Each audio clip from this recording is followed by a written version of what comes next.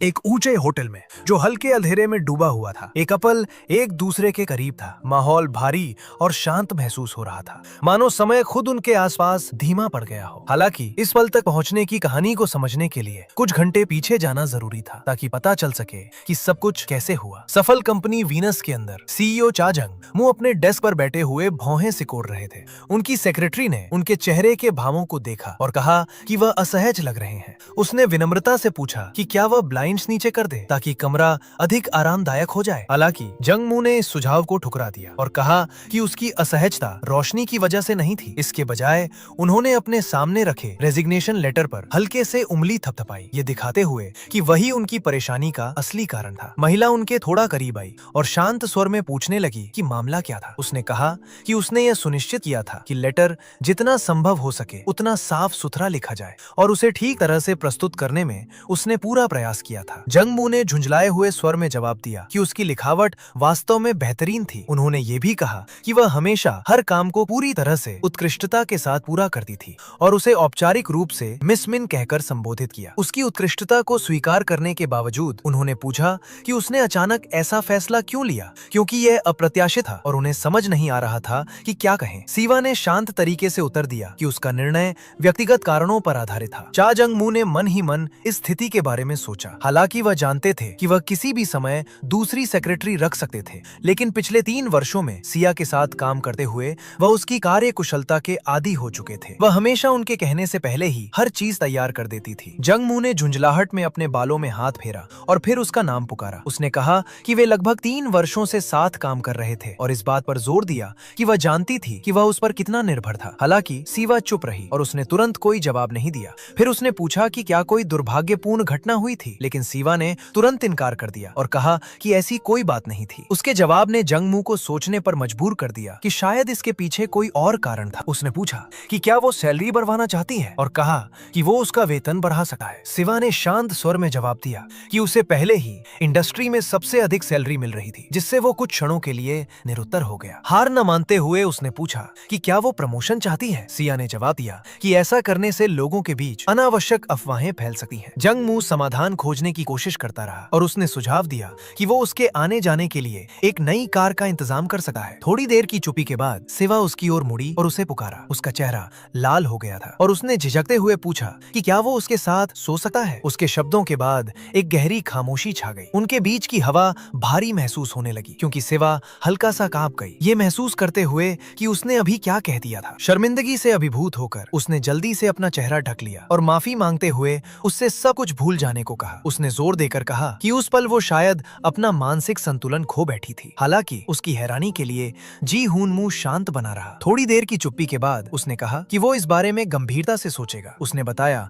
कि वो वीकेंड तक अपना जवाब दे देगा और तब तक उससे इंतजार करने को कहा। बाद में एक कैफेटेरिया में सिया की दोस्त यूनिम ये बात सुनकर पूरी तरह स्तब्ध रह गई। उसने अविश्वास से पूछा कि क्या सिया ने सचमुच जंगमू से, उसी व्यक्ति से जिसे वे दोनों जानती थीं, उसके साथ सोने के लिए कहा था। उसने ये भी पुष्टि की कि वो उनके युवा और बेहद सक्षम सीईओ की ही बात कर रही थी। सिवा ने चुपचाप सिर हिला दिया। ये सुनकर वो स्थिति को समझ नहीं पाई और सदमे में उसकी कॉफी तक छलक गई। उसने स्वीकार किया कि वो खुद कभी उससे अपने प्यार का इजहार करने की हिम्मत नहीं जुटा सकती थी और पूछा कि सिवा ने इतनी साहसी बात आखिर कैसे कह दी। सिवा ने धीरे से सांस छोड़ी और बताया कि उसकी भावनाएं 3 साल पहले शुरू हुई थी। उसे एक पल याद आया जब वे दोनों साथ चल रहे थे और वो उसे टैकंग ग्रुप के साथ होने वाली उसकी अगली मीटिंग के बारे में जानकारी दे रही थी। उसी दौरान जंगमू ने ध्यान दिया कि शायद उसे ठंड लग रही थी और सुझाव दिया कि वो पहले आगे चली जाए। सिवा ने विनम्रता से मना कर दिया और कहा कि वो उसके शेड्यूल में बाधा नहीं डालना चाहती। उसने ये कहते हुए माफी भी मांगी कि उसकी वजह से उसे चिंता करनी पड़ी। अगले दिन रिसेप्शनिस्ट ने उसे बताया कि सीईओ ने उसकी डेस्क पर एक हैंड वार्मर छोड़ दिया था। उसे समझाया गया कि ठंड के मौसम की वजह से उन्होंने सभी को एक हैंड वार्मर दिया था और वो बहुत विचारशील व्यक्ति थे। हालांकि जब सिवा ने हैंड वार्मर के साथ रखा हुआ छोटा सा नोट देखा जिसमें उसका हौसला बढ़ाने वाले शब्द लिखे थे, तो उसे महसूस हुआ कि उसके भीतर कुछ बदल गया है। उसे विश्वास था कि उसी दिन उसके मन में अपने बॉस के लिए गहरी भावनाएं पैदा हुई थी। लेकिन उस पल के बाद उसे पता चला कि जंगमू की सगाई टाइकॉम ग्रुप की सबसे छोटी बेटी के साथ होने वाली थी। उसके आसपास की महिलाओं ने कहा कि अमीर लोग हमेशा अमीरों में ही शादी करते हैं और उनकी दुनिया उनके जैसे लोगों से बिल्कुल अलग होती है। इसके बाद सिवा गहरी सोच में डूब गई। उसे उसे लगता था कि वो पहले से जानती थी कि उसके साथ उसका कभी कोई मौका नहीं था और जो कुछ हो रहा था वो अपेक्षित ही था, इसलिए उसे इसके लिए दुखी नहीं होना चाहिए। फिर भी वो सोचने लगी कि वो किस तरह की महिला से शादी करेगा और कल्पना करने लगी कि क्या वे एक दूसरे के साथ किस जैसे अंतरंग पल साझा करेंगे। यह सोचते सोचते उसने अनजाने में अपने कप में जरूरत से ज्यादा टी भर दी। बाद में जंगमू उसके पास आया और पूछा कि क्या कोई समस्या है, क्योंकि वो असामान्य रूप से विचलित दिखाई दे रही थी। उसने पूछा कि क्या उसकी तबीयत ठीक नहीं है, लेकिन सीवा ने शांत स्वर में इसका इनकार कर दिया। आखिरकार सब कुछ अच्छी तरह सोचने के बाद उसने एक पक्का फैसला कर लिया। उसने तय किया कि उसे जॉब छोड़ देनी चाहिए। वर्तमान में यूनिम ने पूछा कि क्या यही कारण था कि उसने उसे रेजिग्नेशन लेटर दिया था, जिस पर सीवा ने चुपचाप सहमति जताई। उसने माफी मांगते हुए कहा कि उसे लगता है कि वो एक बहुत ही निकृष्ट इंसान है, जिसे सुनकर उसकी दोस्त ने तुरंत उससे कहा कि वो अपने बारे में इतनी कठोर न बने। यूनिम ने सुझाव दिया कि शायद उसके मन में भी उसके लिए भावनाएं थीं। उसने समझाया कि अगर उसे सच में कोई दिलचस्पी नहीं होती तो वो ऐसी बातें कभी नहीं कहता। सीवा ने सिर हिलाया और इस विचार को खारिज कर दिया। उसने कहा कि वो केवल विनम्र व्यवहार कर रहा था क्योंकि वे साथ में अच्छी तरह काम करते थे। उसकी आवाज कांपने लगी क्योंकि वो भावुक हो गई थी। उसने पूछा कि अब वो इन सब बातों के बाद उसका सामना कैसे कर पाएगी। यूनिम ने जोर देकर कहा कि उसे सच में विश्वास था कि उसके मन में सीवा के लिए भावनाएं थीं। अचानक सामने देखते ही उसके चेहरे का भाव बदल गया। उसने अपना ड्रिंक नीचे रखा और सीवा से कहा कि वो जो कहने वाली है उसे ध्यान से सुने और बीच में कुछ न बोले। फिर उसने एक अजीब और जानबूझकर बनाए गए स्वर में पूछा कि क्या सीवा सचमुच उससे मिलने से इनकार करने वाली थी। वो आगे बोली कि वो उससे डेट करना चाहती है क्योंकि वो लंबा, आकर्षक और शानदार व्यक्तित्व वाला व्यक्ति था। उसने ये भी कहा कि उसने उससे पहले कभी उसके जैसा आदमी नहीं देखा था। उसने बताया कि वो उसमें काफी दिलचस्पी रखता हुआ लगता है और उससे एक मौका मांगा। सीवा इस अचानक बदले हुए व्यवहार से उलझन में पड़ गई और पूछने लगी कि उसकी दोस्त आखिर करने क्या की कोशिश कर रही थी। इससे पहले कि वो कुछ समझ पाती, पीछे से एक आवाज आई। जंगमू वहां आ गया और उसने उसका नाम पुकारा। उसने कहा कि वो उसके मैसेजेस नहीं देख रही थी, जिस पर सीवा ने उससे माफी मांग ली। इसके बाद वे दोनों साथ में एलिवेटर में दाखिल हुए। फिर जंगमू ने काम की बात छेड़ी और पूछा कि टाइकॉन कंस्ट्रक्शन के साथ मीटिंग किस समय निर्धारित की गई थी। सीवा ने शांत स्वर में जवाब दिया कि मीटिंग शाम 5 बजे तय की गई थी। उसने पूछा कि क्या कोई जरूरी बात आ गई है और कहा कि अगर कॉल काम से जुड़ी है तो वो उसे उठा सकती है। सीवा ने शांतिपूर्वक इनकार किया और कहा कि कोई महत्वपूर्ण बात नहीं थी। फिर जंगमू ने पूछा कि उससे संपर्क कौन कर रहा था। ये सवाल सीवा को अचानक चौंका गया और वो कुछ पल के लिए रुक गई। उसने सोचा कि वो कभी भी उसकी निजी बातों के बारे में पूछने वाला व्यक्ति नहीं रहा था। हालांकि उसे अपनी ओर देखते हुए पाकर उसने हल्का सा चेहरा घुमा लिया और कहा कि कोई नहीं था। उसने अपने विचारों को संभालने की कोशिश की और खुद को याद दिलाया कि उसे उसकी हर बात का ज्यादा मतलब नहीं निकालना चाहिए। उसने खुद से कहा कि वो बस सामान्य जिज्ञासा के कारण पूछ रहा था। जैसे ही एलिवेटर के दरवाजे खुले, सिवा थोड़ा आगे बढ़ी और कहा कि वो पहले बाहर निकल जाएगी, लेकिन जंगमू ने उसे रोक दिया। वो आगे झुका और बटन दबा दिया, जिससे दरवाजे फिर से बंद हो गए। उस अचानक हरकत से माहौल तनावपूर्ण और शांत महसूस होने लगा। फिर उसने पहले कही गई उसकी बात का जिक्र किया। उसने कहा कि वो अभी अपना जवाब देने वाला है। ये सुनकर सिवा वहीं ठिठक गई और ध्यान से उसकी बात सुनने लगी। जंगमू ने शांत स्वर में कहा कि वो उसकी बात मान लेगा, लेकिन उसने एक शर्त भी रखी। उसने समझाया कि किसी निश्चित संख्या की कोई सीमा नहीं होगी। बात करते हुए वो थोड़ा और करीब झुक गया। इससे उनके बीच की दूरी और भी कम महसूस होने लगी। बाद में होटल में जंगमू ने सिया को अपने करीब खींच लिया। जैसे ही उनके होंठ एक दूसरे से मिले, जंगमू ने उसे गहराई से चूमा। सिया ने भी धीरे धीरे उसका जवाब दिया। उसे एलिवेटर में कही गई उसकी बात याद आ रही थी कि किसी संख्या की कोई सीमा नहीं होगी। ये विचार अब भी उसे हैरान कर रहा था, फिर भी उसके भीतर कुछ हलचल पैदा कर रहा था। जंगमू ने पूछा कि क्या वो सचमुच यही चाहती थी। उसने कहा कि बाहर से वो साहसी दिखती है, लेकिन शायद भीतर से ऐसा महसूस नहीं करती। सीवा ने धीमे सुर में जवाब दिया। उसकी आवाज इतनी हल्की थी कि मुश्किल से सुनाई दे रही थी, लेकिन उसने सहमति जताई। जंगमू थोड़ा और करीब झुका और कहा, उसने कहा कि वो ठीक से सुन नहीं पाया कि उसने क्या कहा था। हिम्मत जुटाकर सीवा ने अपनी बात दोबारा कही और साफ शब्दों में बताया कि कोई सीमा नहीं थी। वर्तमान में जंगमू ने उसे ध्यान से देखा और पूछा कि क्या वो इस बारे में पूरी तरह निश्चित थी। उसकी आवाज नर्म हो गई जब उसने उसके चेहरे के भावों को देखा और धीरे से पूछा कि क्या वो चाहती है कि वो रुक जाए। शब्दों में जवाब देने के बजाय सीवा ने आगे बढ़कर उसकी टाई को हल्के से खींचा और उसे अपने करीब कर लिया। उसने उससे कहा कि वो न रुके और उसके शब्दों से ज्यादा उसके हाव भाव ये बात कह रहे थे। जंगमू फिर से उसकी ओर बढ़ा और उनके बीच की दूरी समाप्त हो गई, जबकि वे उस पल को साथ साझा करने लगे। माहौल और गर्म हो गया और दोनों ने बिना किसी झिझक के हर पल का आनंद लेते हुए खुद को उस एहसास में बह जाने दिया। रात में सिवा एक टैक्सी के अंदर बैठी थी। उसने विरोध करते हुए कहा कि वो मीटिंग महत्वपूर्ण लग रही थी और पूछा कि क्या वो सचमुच निश्चित है कि उसे वहाँ उपस्थित होने की जरूरत नहीं है। बाहर खड़े जंगमू ने माफी मांगी और समझाया कि वो उसे खुद घर नहीं छोड़ सकता था। उसने उसे आश्वस्त किया कि वो सब कुछ स्वयं संभाल लेगा और उसे चिंता न करने के लिए कहा। उसने सुझाव दिया कि उसे थोड़ा आराम कर लेना चाहिए और ये भी कहा कि उसे पता है कि उसने आज उसे काफी परेशानी दी थी। शिवा ने बात को हल्के में टाल दिया, हालांकि उसका चेहरा हल्का सा लाल हो गया। फिर जंगमू को उसकी पहले की बात याद आई जब उसने कहा था कि वो इतनी थक चुकी है कि एक उंगली तक नहीं उठा सकी। ये सुनकर सिया ने हंसकर बात को टालने की कोशिश की। उसने एक साधारण सा बहाना बनाया और उससे कहा कि अगर उसे किसी चीज की जरूरत हो तो वो उसे कॉल कर सकता है। इसके बाद उसने उसे अलविदा कहा। जैसे ही टैक्सी चलने लगी, जंगमू ने उसकी नंबर प्लेट पर एक नजर डाली और चुपचाप उसे नोट कर लिया। फिर वहाँ से मुड़ गया। बाद में अपने अपार्टमेंट के अंदर सिया अपने टब में बैठी हुई गहरी सोच में डूबी थी। वो अपने मन में हुई सारी घटनाओं को बार बार दोहरा रही थी। वो खुद को अव्यवहारिक कह रही थी और सोच रही थी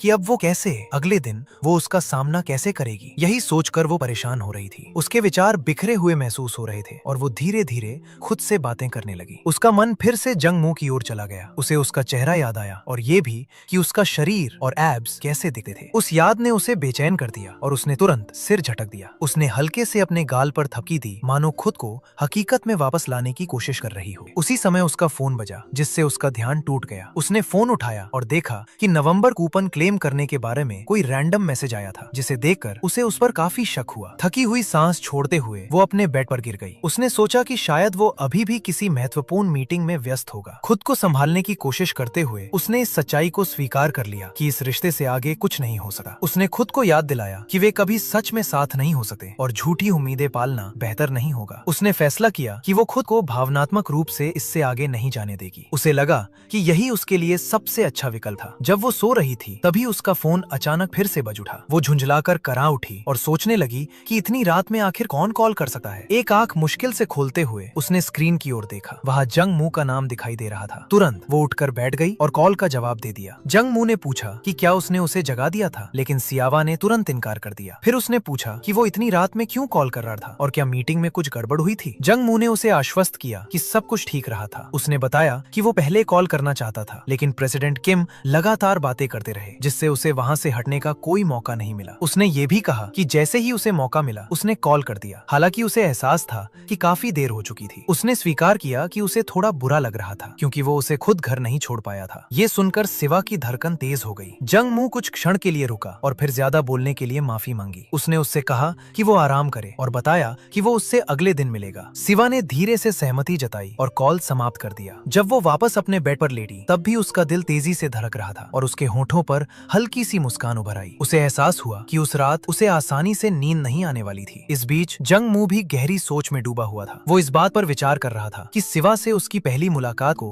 अब पूरे 3 साल हो चुके थे। समय के साथ युवा सीईओ और उसकी सेक्रेटरी को लेकर हमेशा अफवाहें फैलती रहीं, लेकिन ज्यादातर अफवाहें तब खत्म हो जाती थीं जब लोग उसकी प्रोफेशनलिज्म और कौशल को पहचान लेते थे। उन वर्षों के दौरान वे लगभग हर दिन साथ काम करते रहे थे और वो इस बात से इनकार नहीं कर सकता था कि उसके मन में उसके लिए कुछ भावनाएं थीं। फिर भी उसने हमेशा स्पष्ट सीमाएं बनाए रखी क्योंकि वो उसे अनावश्यक अफवाहों से बचाना चाहता था। नहाते समय उसने अपने विचारों को शांत करने की कोशिश की, लेकिन उसका चेहरा बार बार उसके मन में आता रहा। उसे वो पल याद आया जब उसने अपनी वो मांग रखी थी और वो याद उसके मन में बनी रही। उसे एहसास हुआ कि उसने उस पर उसकी उम्मीद से कहीं ज्यादा असर डाला था, जिससे वो बेचैन हो गया और धीरे से खुद से कुछ बुदबुदाने लगा। अगले दिन ऑफिस में शिवा हमेशा की तरह अंदर आई और बताया कि उसने दिन का शेड्यूल तैयार कर लिया है, साथ ही सुबह की मीटिंग के लिए जरूरी सभी डॉक्यूमेंट्स भी तैयार है। उसने उसका ब्रेकफास्ट भी टेबल पर रख दिया। सैंडविच और कॉफी हमेशा की तरह करीने से सजे हुए थे। उसने आगे बताया कि अनुरोध के अनुसार दोपहर वाली मीटिंग को फ्राइडे तक के लिए आगे बढ़ा दिया गया है। जोंगू ने उसे ध्यान से देखा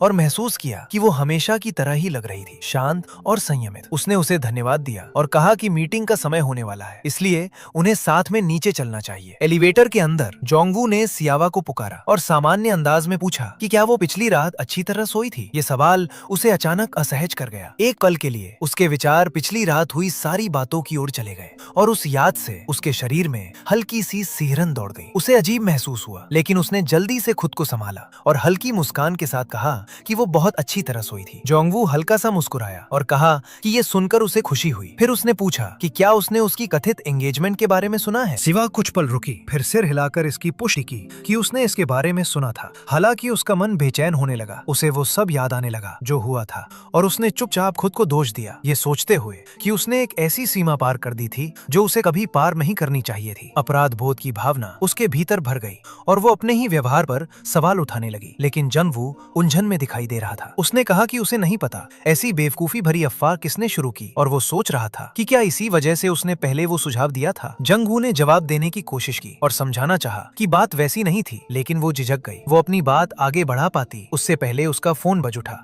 उसने जल्दी से माफी मांगी और एक तरफ हट गई, ये कहते हुए कि उसे एक पल चाहिए। जब उसने अपना फोन देखा तो उसे एंजल क्रिसमस एडिशन लॉन्च का नोटिफिकेशन दिखाई दिया, जिससे वो उलझन में पड़ गई। जंगवू ने उसकी ओर देखा और पूछा कि क्या कुछ गलत हुआ है या फिर ये काम से जुड़ी कोई बात है। सिवा ने सिर हिलाया और जवाब दिया कि ये बस एक निजी बात है। बाद में सिवा फिर से जंगवू के पास गई और विनम्रता से अगले दिन की छुट्टी मांगी। उसने इतने व्यस्त समय में छुट्टी मांगने के लिए माफी भी मांगी। जंगवू ने तुरंत उसे आश्वस्त किया और कहा कि इसमें कोई समस्या नहीं है। इसके बजाय उसने अपनी चिंता व्यक्त की, ये कहते हुए कि वो ठीक नहीं लग रही थी और कुछ उदास सी दिखाई दे रही थी। सिवा ने उसे भरोसा दिलाया कि वो इसका असर अपने काम पर नहीं पड़ने देगी और चुपचाप कमरे से बाहर चली गई। उसके जाने के बाद जोंगवू सोच में पड़ गया। उसे महसूस हुआ कि कुछ ठीक नहीं है। वो समझ सकता था कि वो पूरी तरह ठीक नहीं थी, भले ही वो बार बार ऐसा कह रही थी। बाद में बस में बैठी हुई सिवा खिड़की के बाहर देख रही थी। तभी परिचित विचार फिर से उसके मन में लौट आए। हर साल जब सर्दियां शुरू होती थी, वो अपने पिता से मिलने जाती थी। करेक्शनल फैसिलिटी में ये एक ऐसी आदत बन चुकी थी जिससे वो बच नहीं सकती थी, भले ही ये उसके दिल पर भारी बोझ डालती हो। फैसिलिटी के अंदर एक ऑफिसर झिझक भरे चेहरे के साथ उसके पास आया। उसने माफी मांगी और समझाया कि उसके पिता ने एक बार फिर उससे मिलने बाहर आने से इनकार कर दिया है। ये सुनकर सिवा की पकड़ और कस गई और उसकी भावनाएं चुपचाप उसके भीतर उमड़ने लगी। उसके विचार अतीत की ओर चले गए। उसके पिता एक हिट एंड रन मामले में शामिल थे, एक ऐसी घटना जिसने सब कुछ बदल दिया था। वो कभी मानती थी कि उसके पिता एक दयालु और ईमानदार इंसान थे जो कभी ऐसा काम नहीं कर सकते थे। हालांकि उनके खिलाफ सबूत बेहद मजबूत है। मामले में यह निष्कर्ष निकला था कि ये पुष्टि होने के बाद भी कि पीड़ित अभी जीवित था, उन्होंने उसे नजरअंदाज कर दिया था और उसी फैसले की वजह से उन्हें सजा मिली। उन्हें जेल गए 10 साल बीत चुके थे, फिर भी वो लगातार उससे मिलने से इनकार करते रहे। इन सब के बावजूद वो उनसे मिलने आती रही। ऑफिसर ने धीरे से कहा कि जिन दिनों वो मिलने आती है उन दिनों उसके पिता हमेशा थोड़े ज्यादा खुश दिखाई देते हैं, भले ही वो इसे खुलकर कभी न दिखाते हों। सिवा ने चुपचाप उसकी बात सुनी और जवाब दिया कि वो फिर आएगी, क्योंकि उसके लिए सर्दियां हमेशा एक भारी एहसास लेकर आती हैं। फैसिलिटी से निकलने के बाद सिवा एक क्रिसमस सीरीज बेकरी चली गया। रिसेप्शनिस्ट ने उसका गर्मजोशी से स्वागत किया और स्नोमैन आइटम मिलने पर उसे बधाई दी। उसने कहा कि बहुत से लोग उसे चाहते थे और वो काफी लकी थी। सिवा ने उसे देखा और धीरे से पूछा कि क्या वो सच में लकी थी, ये स्वीकार करते हुए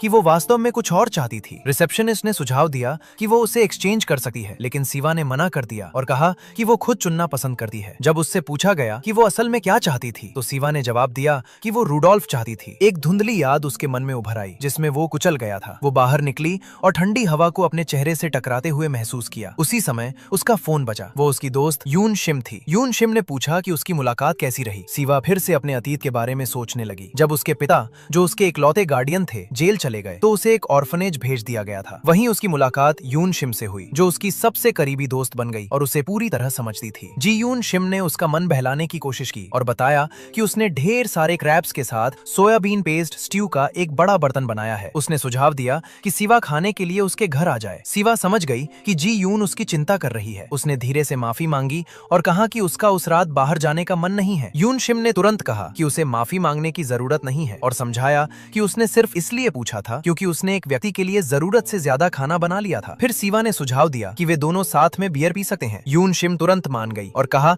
कि वो अभी उसके घर आ जाएगी। सिवा ने उसका दिल से धन्यवाद किया, इतना कि यून शिम ने पूछ लिया कि वो उसे धन्यवाद क्यों दे रही है। सिवा ने जवाब दिया कि वो सिर्फ इस बात के लिए आभारी है कि उसके पास ऐसी दोस्त है जो उसे पूरी तरह समझती है। यून शिम हंसकर बात टाल देती है और कहती है कि इससे उसे अजीब महसूस हो रहा है। फिर वो उसे नहाकर इंतजार करने को कहती है, जबकि वो बियर लेकर आती है। जैसे ही कॉल खत्म होने वाली थी, मून शिम को अचानक कुछ महत्वपूर्ण याद आया। उसने जल्दी से बताया कि दिन में जंगमू उससे मिलने आया था। उधर जंगमू लगातार अपने फोन को देख रहा था और सोहा के रिप्लाई का इंतजार कर रहा था। उसे ये अजीब लग रहा था। पहले उसने अचानक एक दिन की छुट्टी मांगी थी और अब वो उसके मैसेजेस भी चेक नहीं कर रही थी। उसके मन में चिंता बढ़ने लगी और वो सोचने लगा कि कहीं उसके साथ कुछ हुआ तो नहीं। उसी समय उसका फोन बज उठा। सिवा का नाम देखकर उसने तुरंत कॉल उठा लिया। वो कुछ कह पाता उससे पहले ही सिवा ने पूछा पूछा कि क्या ऑफिस में कोई समस्या आ गई है। जू यूनमू ने जवाब दिया कि उसके बिना सब कुछ थोड़ा बिखरा बिखरा सा लग रहा है और कहा कि वो सच में एक बेहतरीन सेक्रेटरी है। उसने बताया कि उसने पहले भी उससे संपर्क करने की कोशिश की थी लेकिन बात नहीं हो पाई। सीवा ने जवाब दिया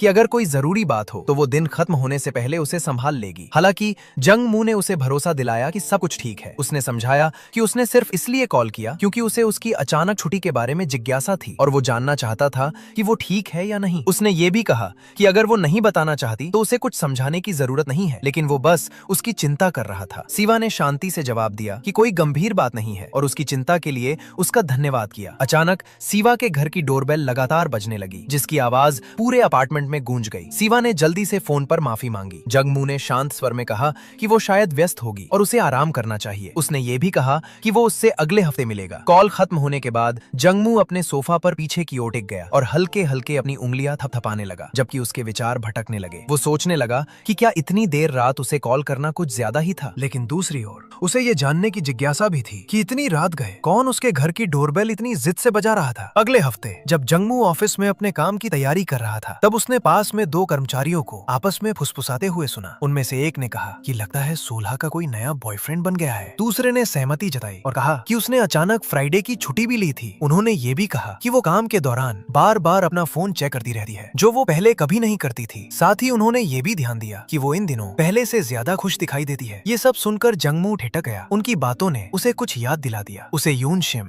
और सोलह के बीच हुई वो बातचीत याद आई जिसमें वे एक आदमी के बारे में बात कर रही थी। उसे लंबा, हैंडसम और बेहतरीन पर्सनैलिटी वाला बताया गया था। उसी समय उसने ये भी नोटिस किया था कि सोलह पहले की तुलना में कहीं ज्यादा अपने फोन को देख रही थी। वर्तमान में लौटे हुए जी हुनमू उन कर्मचारियों के पास गया और पूछा कि क्या उन्होंने सियाहा को देखा है। उन्होंने जवाब दिया कि वो इस समय कॉल पर है। उसके विचार तेजी से जुड़ने लगे और उसने मान लिया कि उस रात उसके घर आने वाला व्यक्ति शायद वही था जिसके बारे में वे बात कर रहे थे। फिर वो अपने कैबिन की ओर बढ़ा और दरवाजा खोल दिया। अंदर सीवा ने उसे आवाज दी और बताया कि टेकांग कंस्ट्रक्शन ने उनसे संपर्क किया है और जितनी जल्दी हो सके एक मीटिंग का अनुरोध किया है। उसने ये भी कहा कि प्रेसिडेंट किम व्यक्तिगत रूप से इसमें शामिल होंगे। जंगमू ने बात स्वीकार की और पूछा कि क्या वो इसे उसके स्केड्यूल में फिट कर सकती है। सीवा ने हाँ में जवाब दिया और कहा कि उसने इसे अगली शाम के लिए तय कर दिया है। उसने इस व्यवस्था को मंजूरी दे दी। कुछ पल की चुप्पी के बाद जंगमू ने लंच की बात छेड़ी, लेकिन सीवा ने माफी मांगते हुए कहा कि वो उस दिन उसके साथ लंच नहीं कर पाएगी। जंगमू ने हैरानी से पूछा क्यों। सीवो पल के लिए झिझक गई और जैसे उसे जवाब देना मुश्किल लग रहा हो उसने बस इतना कहा कि उसे कुछ काम निपटाने हैं। उसके जाने से पहले जंगमू ने उसे फिर से आवाज दी। इस बार उसकी आवाज का लहजा अलग था। उसने पूछा कि वो हाल के दिनों में उससे बचने की कोशिश क्यों कर रही है। ये सवाल सीवा को अचानक असहज कर गया। बिना रुके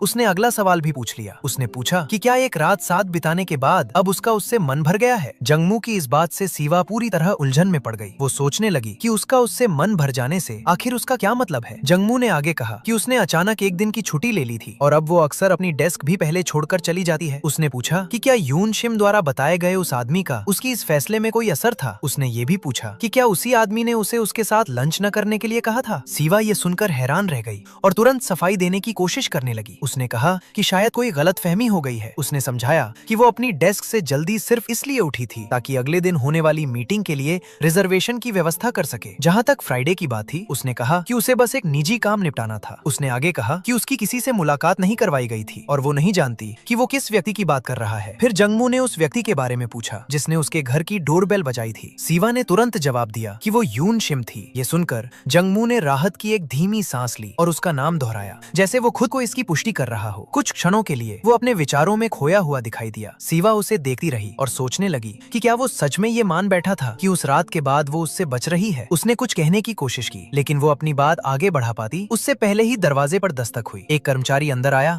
और उन्हें बताया कि हाल ही में सामने आए एक प्रॉपर्टी इशू को लेकर एक अर्जेंट मीटिंग तय की गई है। उसने ये भी कहा कि वे पहले सीईओ से संपर्क नहीं कर पाए थे। जंगमू ने संक्षेप में सोये को निर्देश दिया और कहा कि उन्हें चलना चाहिए। समय बर्बाद किए बिना वे दोनों कमरे से बाहर निकले और मीटिंग रूम की ओर बढ़ गए। मीटिंग के दौरान सिया को ध्यान केंद्रित करना मुश्किल लग रहा था। वो बेचैन महसूस कर रही थी और बार बार जंगमू की ओर देख रही थी, लेकिन वो उसकी नजरें टाल रहा था और पूरी तरह चर्चा में लगा हुआ था। वो दूसरे कर्मचारियों से लगातार बात करता रहा, पूरी तरह पेशेवर लहजे में, बिना उसकी ओर ध्यान दिए। एक समय पर सिवा ने धीरे से उसे पुकारा, लेकिन वो ऐसे बात करता रहा जैसे उसने सुना ही ना हो। उसने अपनी आवाज और धीमी कर ली और खुद से बुदबुदाई कि इस तरह उसे उससे बात करने का मौका नहीं मिलेगा। उस रात बाद में जब ऑफिस काफी शांत हो गया, जी हुनमू उसकी डेस्क के पास से गुजरा और पूछा पूछा कि क्या वो अभी भी वहीं है। सिवा ने बताया कि उसका कुछ काम अभी बाकी है। जी हुनमू ने सिर हिलाया और कहा कि वो आराम से काम करे, फिर अपने कैबिन में चला गया। सिवा को लगा कि शायद यही उसका एकमात्र मौका है। उसने हिम्मत जुटाई और अंदर चली गई। उसके सामने खड़े होकर उसने सावधानी से कहा कि जो सुझाव उसने पहले दिया था उसे भुलाया जा सकता है। उसने माफी भी मांगी और कहा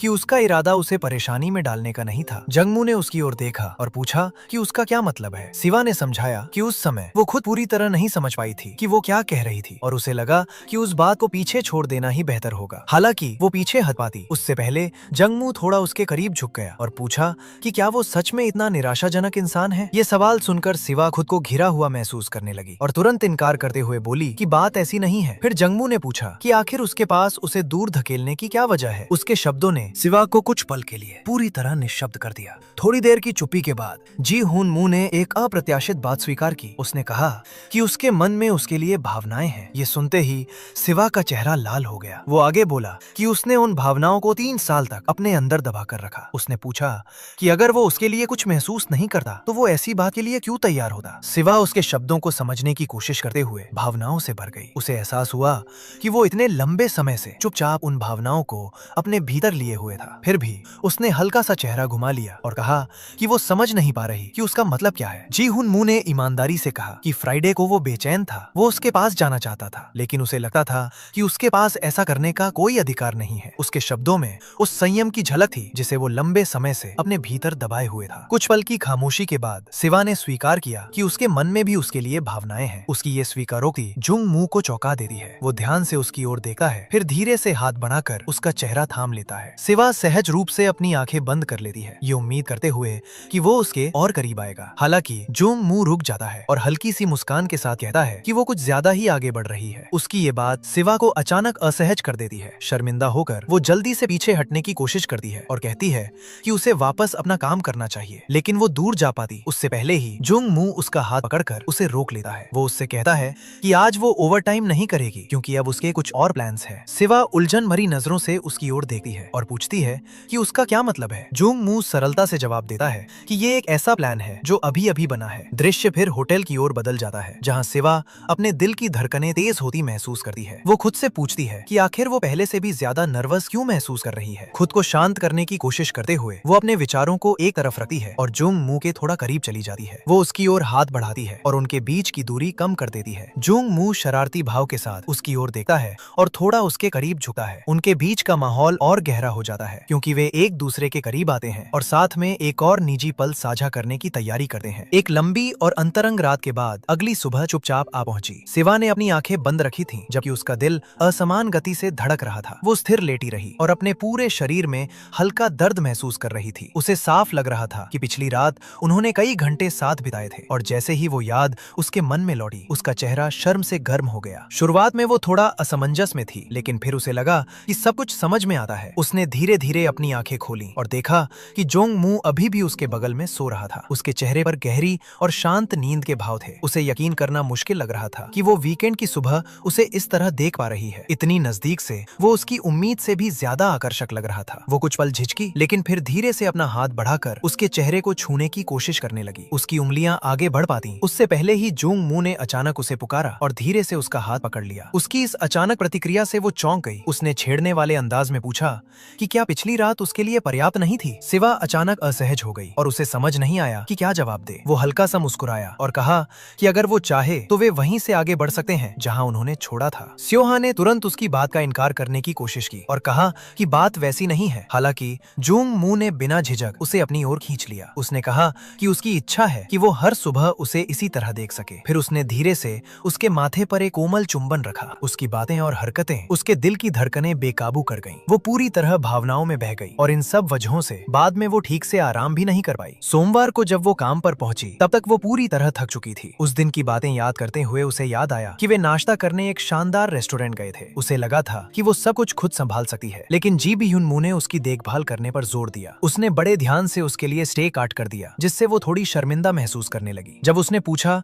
कि वो ऐसा क्यों कर रहा है तो उसने बस इतना कहा कि वो हमेशा उसके लिए ऐसा कुछ करना चाहता छियदर। उसकी ये बात सुनकर एक बार फिर उसका दिल तेजी से धड़कने लगा। अगला दिन रविवार काफी शांत तरीके से बीता। वे दोनों हाथ पकड़कर साथ में टहलते रहे। वो पल उसके लिए बहुत साधारण होते हुए भी बेहद खास था। उसके अपार्टमेंट से निकलने निकलने से पहले जी ह्यून-मू ने उसे याद दिलाया कि घर सुरक्षित पहुंचने के बाद उसे कॉल जरूर करे। उसकी ये परवाह बाद में भी उसके मन में बनी रही। वर्तमान में वापस आकर सोहा चुपचाप सुबकने लगी क्योंकि वो उन सारी बातों को याद कर रही थी। उसे ये सब किसी सपने जैसा लग रहा था। तभी पीछे से मूनसो ने उसे आवाज दी, जिससे उसके विचारों का सिलसिला टूट गया। मूनसो ने पूछा कि क्या उसने उसे कई बार बुलाने के बाद भी नहीं सुना। सोहा ने हल्का सा मुड़कर माफी मांगी और कहा कि उसका ध्यान कहीं और था। मूनसो ने उसे छेड़ते हुए देखा और कहा कि सोहा जैसी हमेशा सतर्क रहने वाली लड़की का इतना खोया खोया रहना काफी अजीब है। सोहा थोड़ा शर्मिंदा महसूस करने लगी और सोचने लगी कि वो पहले ही मूनसो को कितनी बातें बता चुकी है। उसे याद आया कि जब उसने पहले ये बताया था कि जंगमू उसके साथ रात बिताने के लिए तैयार हो गया था, तब कितनी अजीब स्थिति बन गई थी। सिर्फ वो याद ही उसे फिर से असहज करने के लिए काफी थी। मूनसो ने वो चुपचाप लेटी हल्के से उसके कंधे पर थपकी दी और पूछा कि क्या वो फिर उसी बारे में सोच रही है। फिर उसने उत्सुकता से पूछा कि क्या कोई अच्छी खबर है। सोहा कुछ पल के लिए झिझकी, लेकिन फिर साफ तौर पर शर्माते हुए उसने स्वीकार किया कि अब वे दोनों ऑफिशियली डेटिंग कर रहे थे। इनशिम तुरंत उत्साहित हो गई और पूछने लगी कि क्या सच में ऐसा हुआ है। दोनों साथ चलते हुए बातचीत करते रहे और उनकी आवाजों में हैरानी और उत्सुकता साफ झलक रही थी। उसी समय कहानी का दृश्य कोरियन इंटरनेशनल एयरपोर्ट की ओर बदल गया। एक सुनहरे बालों वाला आदमी वहां पहुंचा जो थोड़ा चिड़चिड़ा लग रहा था। आगे बढ़ते हुए वो फोन पर पूछ रहा था कि क्या उसके लिए वहां रुकना सच में जरूरी था। भीड़ के बीच से गुजरते समय एक बच्चा गलती से उसके सूटकेस से टकरा गया, जिससे वो नीचे गिर गया। उस आदमी के चेहरे पर साफ नाराजगी दिखाई दी। बिना ज्यादा परवाह किए उसने अपना सूटकेस वापस खींचा और आगे बढ़ गया। वहीं दूसरी तरफ बच्चा हल्की सी कराह के साथ रोने लगा। सुनहरे बालों वाले आदमी ने उस पर ज्यादा ध्यान नहीं दिया और अपनी कॉल जारी रखी। उसने लापरवाही से कहा कि जंगमू इन दिनों काफी अच्छा कर रहा है और काफी सक्सेसफुल भी दिखाई देता है। इसके बाद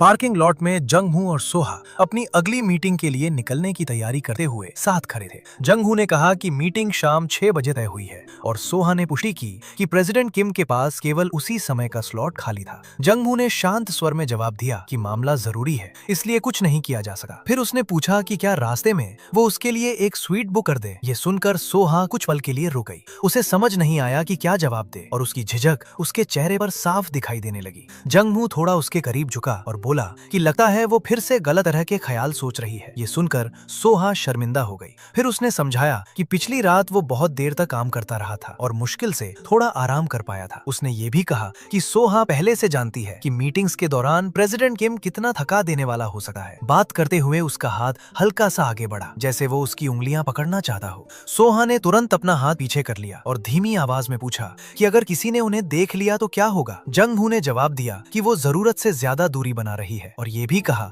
कि उन्हें देखने का एकमात्र तरीका सिक्योरिटी कैमरा ही है। सोहा ने सावधानी से चारों तरफ नजर दौड़ाई और अपने आसपास का माहौल जांचा। कुछ पल बाद वो थोड़ी सहज हुई। फिर उसने हामी भरते हुए कहा कि ये सिर्फ आज के लिए होगा। उसने धीरे से हाथ बढ़ाकर उसका हाथ पकड़ लिया, हालांकि उसकी हरकतों में अब भी झिझक साफ दिखाई दे रही थी। फिर उसने सुझाव दिया कि अगर वो सच में थका हुआ है तो वो खुद ड्राइव कर सकती है, लेकिन जंगहू ने तुरंत मना कर दिया और कहा कि इसकी कोई जरूरत नहीं है, वो बिल्कुल ठीक है। बाद में मीटिंग के दौरान जंगहू ने जमीन खरीदने के मामले पर चर्चा की। उसने बताया कि ये प्रोसेस उम्मीद से ज्यादा समय ले रहा है और कहा कि ये मामला साल खत्म होने से पहले सुलझ जाना चाहिए। सोहा अपने लैपटॉप पर लगातार टाइपिंग करती रही, लेकिन उसे लग रहा था कि इतनी देरी उनकी तरफ से एफिशिएंसी की कमी दिखाती है। काम पर ध्यान देते हुए अचानक उसने महसूस किया कि सामने बैठे बूढ़े आदमी की नजरें लगातार उसी पर टिकी हुई थी। उसकी निगाहें उसके चेहरे पर ही जमी रहीं, जिससे सोहा असहज महसूस करने लगी। वो अंदर ही अंदर चिढ़ गई, लेकिन जानती थी कि वो सबके सामने जाकर उसे थप्पड़ नहीं मार सकती। उसने खुद को शांत बनाए रखा और मन ही मन यही चाहने लगी कि ये मीटिंग जल्दी खत्म हो जाए। जंगमू ने उसकी बेचैनी महसूस कर ली और अपना ध्यान मिस्टर किम की ओर मोड़ दिया। उसने उन्हें आवाज दी और बातचीत को फिर से मुद्दे पर ले आया। मिस्टर किम कुछ खोए हुए से लगे और पूछ बैठे कि वे अभी किस बारे में बात कर रहे थे। उन्होंने माना कि शायद अब वो बूढ़े हो रहे हैं, क्योंकि हाल के दिनों में उनका ध्यान लगाना काफी मुश्किल हो गया है। जंगमू ने अपनी उंगलियां कसकर भींच ली, लेकिन उसकी आवाज अब भी नियंत्रित रही। उसने उन्हें याद दिलाया कि वे कंस्ट्रक्शन लैंड खरीदने की टाइमलाइन पर चर्चा कर रहे थे। मिस्टर किम ने सिर हिलाया और समझाया कि अप्रूवल प्रोसेस बिल्कुल आसान नहीं रहा है। उसने बताया कि उस जमीन का इस्तेमाल फिलहाल एक टूरिस्ट अट्रैक्शन के रूप में किया जा रहा है और वहाँ हाइट रिस्ट्रिक्शंस के साथ साथ कई दूसरी बातों का भी ध्यान रखना पड़ता है। मीटिंग खत्म होने के बाद मिस्टर किम ने जंगमू को भरोसा दिलाया कि वो जमीन की खरीदारी का काम खुद संभालेंगे। इस पर जंगमू ने कहा कि बस ये सुनिश्चित करें कि काम तय की गई डेडलाइन के अंदर पूरा हो जाए। बातचीत खत्म होते ही मिस्टर किम ने अपना ध्यान सोलहा की ओर मोड़ लिया और उसके साथ ड्रिंक्स पर चलने का सुझाव दिया। उसकी मेहनत के लिए धन्यवाद देते हुए वो उसका हाथ पकड़ने की कोशिश करने लगा, लेकिन इससे पहले कि वो ऐसा कर पाता, जंगमू दोनों के बीच आ गया और सोलहा को आवाज दी। उसने कहा कि शायद उसका फोन कार में रह गया है और उसे उसकी तुरंत जरूरत जरूरत है। फिर उसने पूछा कि क्या वो जाकर उसे ले आ सकती है। सोलहा ने बिना किसी झिझक के सिर हिलाया और कहा कि वो अभी वापस आती है। वो जल्दी से कमरे से बाहर निकल गई, जिससे दोनों आदमी वहाँ अकेले रह गए। जैसे ही वो गई, मिस्टर किम ने टिप्पणी करते हुए कहा कि इतनी जवान और खूबसूरत लड़की के साथ काम करना जरूर सुखद होगा। जंगमू ने संक्षेप में जवाब दिया कि वो उसकी सेक्रेटरी है। मिस्टर किम हल्का सा मुस्कुराया और बोला कि उसके हिसाब से सोलहा बाल बांधकर और भी ज्यादा अच्छी लगती है। ये सुनकर जंगमू के चेहरे के भाव थोड़े सख्त हो गए। उसने चेतावनी भरे अंदाज में कहा कि शायद उसकी मौजूदगी ही वो वजह थी जिसकी वजह से मिस्टर किम मीटिंग में ध्यान नहीं लगा पा रहे थे। मिस्टर किम हंस पड़ा और बोला कि आज जंगमू कुछ ज्यादा ही तेज नजर आ रहा है। फिर उसने पूछा कि क्या इसकी वजह उसकी सेक्रेटरी है। उसके लहजे में साफ तौर पर तंज था, जिससे जंगमू ने अपनी मुट्ठी भींच ली। इसके बाद मिस्टर किम ने कहा कि उसे पहले से ही पता है कि उन दोनों के बीच क्या चल रहा है। जी ह्यून मू ने उसे साफ नापसंदगी भरी नजरों से देखा और कहा कि उसे देखकर आंखों को तकलीफ होती है, मानो वो जानबूझकर मिस्टर किम को भड़काना चाहता हो। ये बात सुनते ही मिस्टर किम गुस्से से भर गया और मांग करने लगा कि वो आखिर कहना क्या चाहता है। बिना किसी चेतावनी के एक जोरदार आवाज गूंजी जब जी ह्यून मू ने अपनी मुट्ठी उसके बगल की दीवार पर दे मारी। अचानक हुए उस जोरदार वार से मिस्टर किम बुरी तरह चौंक गया। जी ह्यून मू ने शांत स्वर में स्पष्ट किया कि वो मिस्टर किम की नहीं बल्कि दीवार की बात कर रहा था। उसने दीवार में दिखाई दे रही दरारों की ओर इशारा किया और कहा कि सिर्फ एक हल्के से वार में ही नुकसान दिखाई देने लगा, जो ये संकेत देता है कि अंदर कोई गहरी स्ट्रक्चरल प्रॉब्लम हो सकती है। बात करते हुए वो थोड़ा और आगे बढ़ा, जिससे मिस्टर किम खुद को घिरा हुआ महसूस करने लगा। मिस्टर किम उलझन में पड़ गया और जोर देकर बोला कि ये तो एक नई बिल्डिंग है। जी ह्यून मू ने जवाब दिया कि इसका कंस्ट्रक्शन सिर्फ एक हफ्ते पहले ही पूरा हुआ है और यही बात इसकी हालत को और भी ज्यादा संदिग्ध बनाती है। उसने फिर से दीवार पर जोर से दस्तक दी। इस बार अंदर से आने वाली खोखली आवाज ने माहौल को और तनावपूर्ण बना दिया। मिस्टर किम साफ तौर पर बेचैन हो गया और उससे रुकने के लिए कहा। उसने स्थिति को शांत करने की कोशिश करते हुए कहा कि शायद कोई गलतफहमी हो रही है, लेकिन जंगमू पूरी तरह शांत रहा और बोला कि वो सिर्फ तथ्यों की पुष्टि कर रहा है। फिर उसने सवाल किया कि क्या रॉयल पैलेस होटल को ये पता है कि टेकांग ने इस प्रोजेक्ट के लिए खुद कंस्ट्रक्शन संभालने के बजाय किसी सब कॉन्ट्रैक्टर को हायर किया था। उसकी बातों में साफ इशारा छिपा हुआ था और मिस्टर किम के पास इसका कोई आसान जवाब नहीं था। जब मिस्टर किम ने उससे कहा कि वो सीधे सीधे बताए कि आखिर वो चाहता क्या है, तभी दृश्य सोलहा की ओर बदल गया, जो बाहर आ चुकी थी। उसे लगा कि उसने हर जगह अच्छी तरह देख लिया है, लेकिन फिर भी उसे फोन नहीं मिला। वो कुछ पल के लिए रुकी रही। उसके चेहरे पर हल्की उलझन दिखाई दे रही थी, क्योंकि वो सोच रही थी कि कहीं उससे कुछ छूट तो नहीं गया। उसी समय उसका फोन वाइब्रेट हुआ। पहले उसे लगा कि ये जोंग मू का मैसेज होगा, लेकिन जब उसने देखा तो वो मिस्टर किम का मैसेज था। उस मैसेज में माफी मांगी गई थी और लिखा था कि मीटिंग के दौरान उसे लगातार घूरने के लिए उसे अफसोस है। सोलहा हैरान थी, क्योंकि उसे समझ नहीं आ रहा था कि ऐसा मैसेज आखिर आया कहां से और मिस्टर किम के व्यवहार में अचानक इतना बदलाव क्यों आ गया। इससे पहले कि वो और कुछ सोच पाती, जोंग मू उसके पास आया और उसका नाम पुकारते हुए कहा कि उन्हें अब निकलना चाहिए, क्योंकि उसे अपना फोन मिल गया है। सुवा ने उसे हल्की उलझन के साथ देखा और पूछा कि क्या वो बाद में ड्रिंक्स पर जाने वाला नहीं था। जोंग मू ने शांत स्वर में जवाब दिया कि वो प्लान कैंसिल हो गया है। हालांकि ये बात उसे थोड़ी अजीब लगी, लेकिन उसने ज्यादा सवाल नहीं किए और चुपचाप उसके पीछे चलती। इसके बाद दृश्य फिर से मिस्टर किम की ओर लौट गया। वो अकेला खड़ा था और साफ तौर पर परेशान दिखाई दे रहा था। गुस्से में बड़बड़ाते हुए उसने जोंग मू को बदतमीज इंसान कहा। उसके मन में कुछ देर पहले की घटना फिर से घूमने लगी, जब जोंग मू ने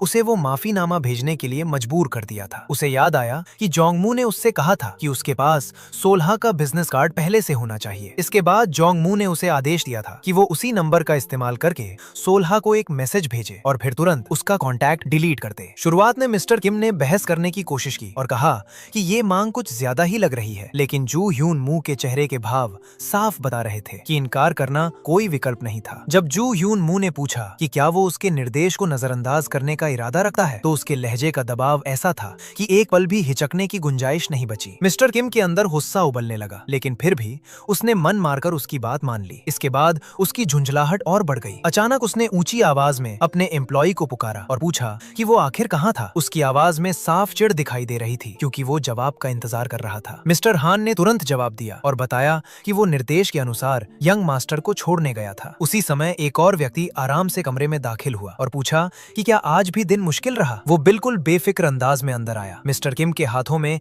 बिखरे हुए डॉक्यूमेंट्स की ओर हाथ बढ़ाते हुए बोला कि जरूरत हो तो वो मदद कर सकता है। इसके बाद वो सुनहरे बालों वाला एथलीट बिना किसी झिझक के एक कुर्सी पर बैठ गया। मिस्टर किम ने उसे चो ताई गून कहकर पुकारा और बताया कि वो उसका भतीजा है। मिस्टर किम शिकायत करने लगा कि उसके पिता की पीठ पीछे सब कुछ संभालना कितना मुश्किल रहा है। उसने कहा कि वो टे गून को न जाने कितनी बार दखल देना बंद करने के लिए कह चुका है, लेकिन वो कभी उसकी बात नहीं सुनता। हालांकि टे जंगून पूरी तरह शांत रहा। उसने माहौल को हल्का करने की कोशिश करते हुए कहा कि वो जो कुछ भी कर रहा है वो अपने फायदे के लिए कर रहा है। उसने बताया कि जब वो टेकांग को विरासत में हासिल करेगा तब वो उसमें एक मजबूत स्थिति सुनिश्चित करना चाहता है। इसके बाद उसने सामने रखे डॉक्यूमेंट्स की ओर ध्यान दिया, खासकर कंस्ट्रक्शन लैंड की खरीद से जुड़ी रिपोर्ट पर। उसे सरसरी तौर पर देखने के बाद वो बोला कि जहां तक उसे समझ आ रहा है उन दोनों का दुश्मन एक ही है। उधर कार में सी हवा ने जोंग मू की तरफ देखा और पूछा कि क्या वो सच में उसे नहीं बताने वाला कि मीटिंग रूम में क्या हुआ था। जोंग मू कुछ पल चुप रहा, फिर बोला कि कोई खास बात नहीं हुई थी और उसने सिर्फ इतना कहा था कि काम थोड़ा जल्दी पूरा किया जाए। सी हवा उसकी बात से पूरी तरह संतुष्ट नहीं लगी। उसने फिर पूछा कि क्या उसे पूरा यकीन है कि उसने मिस्टर किम पर माफी मांगने का दबाव नहीं डाला था। जोंग मू ने शांत स्वर में जवाब दिया कि शायद बाद में मिस्टर किम को खुद ही अपराध बोध महसूस हुआ होगा। उसने ये भी कहा कि वो पहले से जानती है कि ये प्रोजेक्ट कितना महत्वपूर्ण है और ऐसे दबाव में लोगों का ऐसा व्यवहार करना असामान्य नहीं होता। सीवा ने समझाने की कोशिश की कि वो प्रोजेक्ट की अहमियत समझती है, लेकिन उसने धीरे से उसे भविष्य में बेवजह की परेशानी खड़ी करने से बचने की सलाह दी। तभी उसकी नजर जंगमू के हाथ पर पड़ी। उसने चोट देखी और तुरंत घबरा कर पूछा कि उसके हाथ को क्या हुआ। उसकी आवाज चिंता से ऊंची हो गई और उसने पूछा कि क्या वो किसी से लड़ाई कर बैठा था। अपार्टमेंट पहुंचते ही सिवा का पूरा ध्यान उसकी चोट की देखभाल करने पर लग गया। वो सावधानी से उसके हाथ पर मरहम लगा रही थी और साथ ही कह रही थी कि वो पहले से जानती है कि प्रेसिडेंट किम किस तरह का इंसान है, इसलिए बेहतर होता कि वो उस बात को वहीं जाने देता। उसने एक बार फिर पूछा कि क्या उसने सच में उसे नहीं मारा था। जंगमू ने हल्का सा अपना चेहरा दूसरी ओर घुमाया और दोहराया कि उसने बस गलियारे की दीवार पर हाथ रगड़ लिया था। सिवा ने सिर हिलाते हुए कहा कि वो उसकी बात पर विश्वास कर लेगी क्योंकि वो जानती है कि वो बिना सोचे समझे कुछ करने वालों में से नहीं है। उसने आगे कहा कि अगर उसने सच में उससे लड़ाई की होती तो अब तक उन्हें कहीं ज्यादा गंभीर नतीजों का सामना करना पड़ रहा होता। इलाज करते हुए उसने जानबूझकर उसकी पकड़ थोड़ी कस दी। जंगमू ने धीरे से पूछा कि क्या वो थोड़ा और नरमी से नहीं कर सकती, लेकिन सिवा ने जवाब दिया कि वो चाहती है कि उसे थोड़ा दर्द महसूस हो। हालांकि उसकी आवाज में गुस्से से ज्यादा चिंता थी। जंगमू कुछ पल रुका, फिर हल्के से उसे छेड़ते हुए पूछा कि क्या उसे ऐसा ही पसंद है। उसकी ये बात सुनकर सिवा शर्मिंदा हो गई और उसने पूछा कि वो ऐसे समय में मजाक कैसे कर सकता है। जंगमू ने बेफिक्री से जवाब दिया कि वो बस जानना चाहता था और जरूरत पड़ने पर खुद को उसके हिसाब से ढाल लेगा। लेकिन बात पूरी करने से पहले ही दर्द की वजह से उसके मुंह से हल्की सी कराह निकल गई। ये सुनते ही सिवा ने तुरंत अपने हाथों को नरम कर लिया और कहा कि उसे उम्मीद है कि इस चोट का कोई निशान नहीं रह जाएगा। इसके बाद जंगमू ने बात का रुख उसकी ओर मोड़ दिया। उसने धीरे से उसका हाथ थामा और पूछा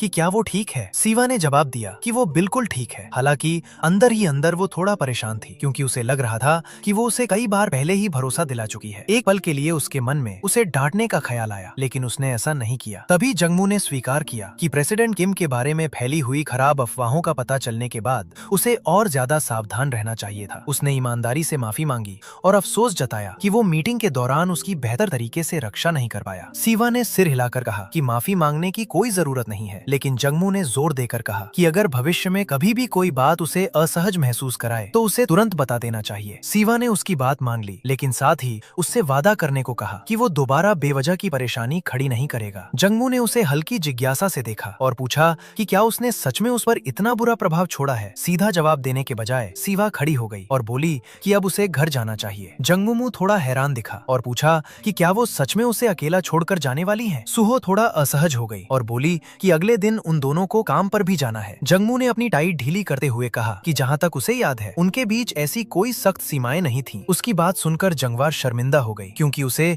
उनकी पहले की बातचीत याद आ गई। वो कुछ पल झिझकी। एक तरफ वो रुकने के बारे में सोच रही थी, लेकिन दूसरी तरफ उसे अगले दिन की थकान की भी चिंता थी। तभी जोंगमू ने कहा कि अगर वो रुकती है तो शायद थकान महसूस करे, इसलिए वह उसे घर छोड़ देगा। सिवा ने उसे रोकने की कोशिश की और कहा कि वो खुद चली जाएगी, उसे चिंता करने की जरूरत नहीं है। लेकिन इससे पहले कि वो उससे दूर हो पाती, जोंगमू ने धीरे से उसे अपनी ओर खींच लिया और उसे अपनी गोद में बैठा लिया।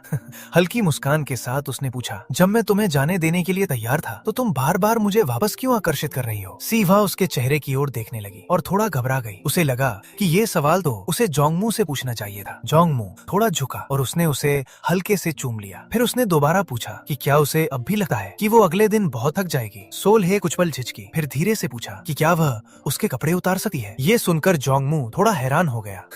उसके होठों से हल्की सी हंसी निकल गई, जिससे सिवा ने पूछा कि वो हंस क्यों रहा है। जोंगमू ने जवाब दिया कि उसे उसका ये इशारा अच्छा लगा। जैसे ही सिवा उसकी शर्ट के बटन खोलने लगी, उसे शर्म महसूस होने लगी और एक पल के लिए उसने सोचा कि शायद उसे ऐसा नहीं कहना चाहिए था। लेकिन जोंग-मू ने धीरे से उसे सोफे पर लिटा दिया और समझाया कि मीटिंग्स के दौरान की तरह वो उसके सामने हमेशा धैर्य बनाए नहीं रख पाता। उसने शांत स्वर में कहा कि वो केवल उसकी सहमति से ही आगे बढ़ेगा, क्योंकि वो उसे किसी भी तरह असहज महसूस नहीं कराना चाहता। ये सुनकर सीहुआ का दिल तेजी से धड़कने लगा। कुछ पल की चुप्पी के बाद उसने धीरे से सिर हिलाकर अपनी सहमति दे दी। इसके बाद माहौल धीरे धीरे और भी नरम हो गया और उनके बीच की दूरी एक बार फिर मिटने लगी। वो रात अपनापन और गर्मजोशी से भरी हुई थी और दोनों एक दूसरे के साथ बिताए गए उस खास पल में पूरी तरह खो गए। अगले दिन सीहुआ पूरी एकाग्रता के साथ अपनी डेस्क पर बैठी हुई थी और अपने लैपटॉप पर तेजी से टाइप कर रही थी। उसकी रफ्तार और सटीकता ने आसपास के कर्मचारियों का ध्यान खींच लिया, जो उसकी इस गंभीरता को देखकर हैरान थे। वो अपनी नजरें लगातार स्क्रीन पर टिकाए हुए थी और पूरी तरह अपने काम में डूबी हुई थी। अपने मन ही मन वो खुद को याद दिला रही थी कि उसे सिर्फ अपने काम पर ध्यान देना है और किसी दूसरी बात के बारे में नहीं सोचना है, खासकर पिछली रात की घटनाओं के बारे में। इसी बीच जोंग-मू कुछ दूरी से चुपचाप उसे देख रहा था। कुछ देर बाद दोनों साथ में एलिवेटर में दाखिल हुए। जैसे ही एलिवेटर के दरवाजे बंद हुए, जोंग-मू थोड़ा उसके करीब झुका और धीमी आवाज में कहा कि उसने उसे एक बार भी उसका हाथ पकड़ने का मौका नहीं दिया। सीहुआ ने भी धीरे से जवाब दिया कि वे अभी ऑफिस में हैं और वैसे भी उन्हें साथ हुए अभी सिर्फ एक हफ्ता ही हुआ है। जोंग-मू ने पूछा कि क्या इससे सच में कोई फर्क पड़ता है। उसने रोमियो और जूलियट का उदाहरण देते हुए कहा कि वे सिर्फ 5 दिनों तक ही प्यार में थे, फिर भी उन्होंने साथ में बहुत कुछ झेला। सीहुआ ने जवाब दिया कि उनकी कहानी अलग थी, क्योंकि उन्हें पहली नजर में ही प्यार हो गया था। जोंग-मू ने तुरंत कहा कि उसके साथ भी बिल्कुल ऐसा ही हुआ था। उसकी ये बात सुनकर सीहुआ चौंक गई। उसकी प्रतिक्रिया देकर उसने कहा कि अगर उसे उसकी बात पर यकीन नहीं है तो वो डायरेक्टर किम से पूछ सकती है। उसने समझाया कि कंपनी में उसके आने के बाद उसके व्यवहार में साफ बदलाव आ गया था। सीहुआ ने संदेह भरी नजरों से उसकी ओर देखा और याद दिलाया कि शुरुआत में वो उसके साथ बहुत बुरा व्यवहार करता था, यहाँ तक कि उसने उसे बदसूरत भी कहा था। जोंग-मू ने स्वीकार किया कि उस समय उसने बहुत बचकाना व्यवहार किया था। उसने समझाया कि उसके लिए अपनी भावनाओं को छिपाना आसान नहीं था और उसने उसे भरोसा दिलाया कि अब वो उसके प्रति पूरी तरह गंभीर है। उसने सीहुआ से थोड़ा धैर्य रखने को कहा, क्योंकि वो अपने पुराने व्यवहार पर विचार कर रहा है और उसके लिए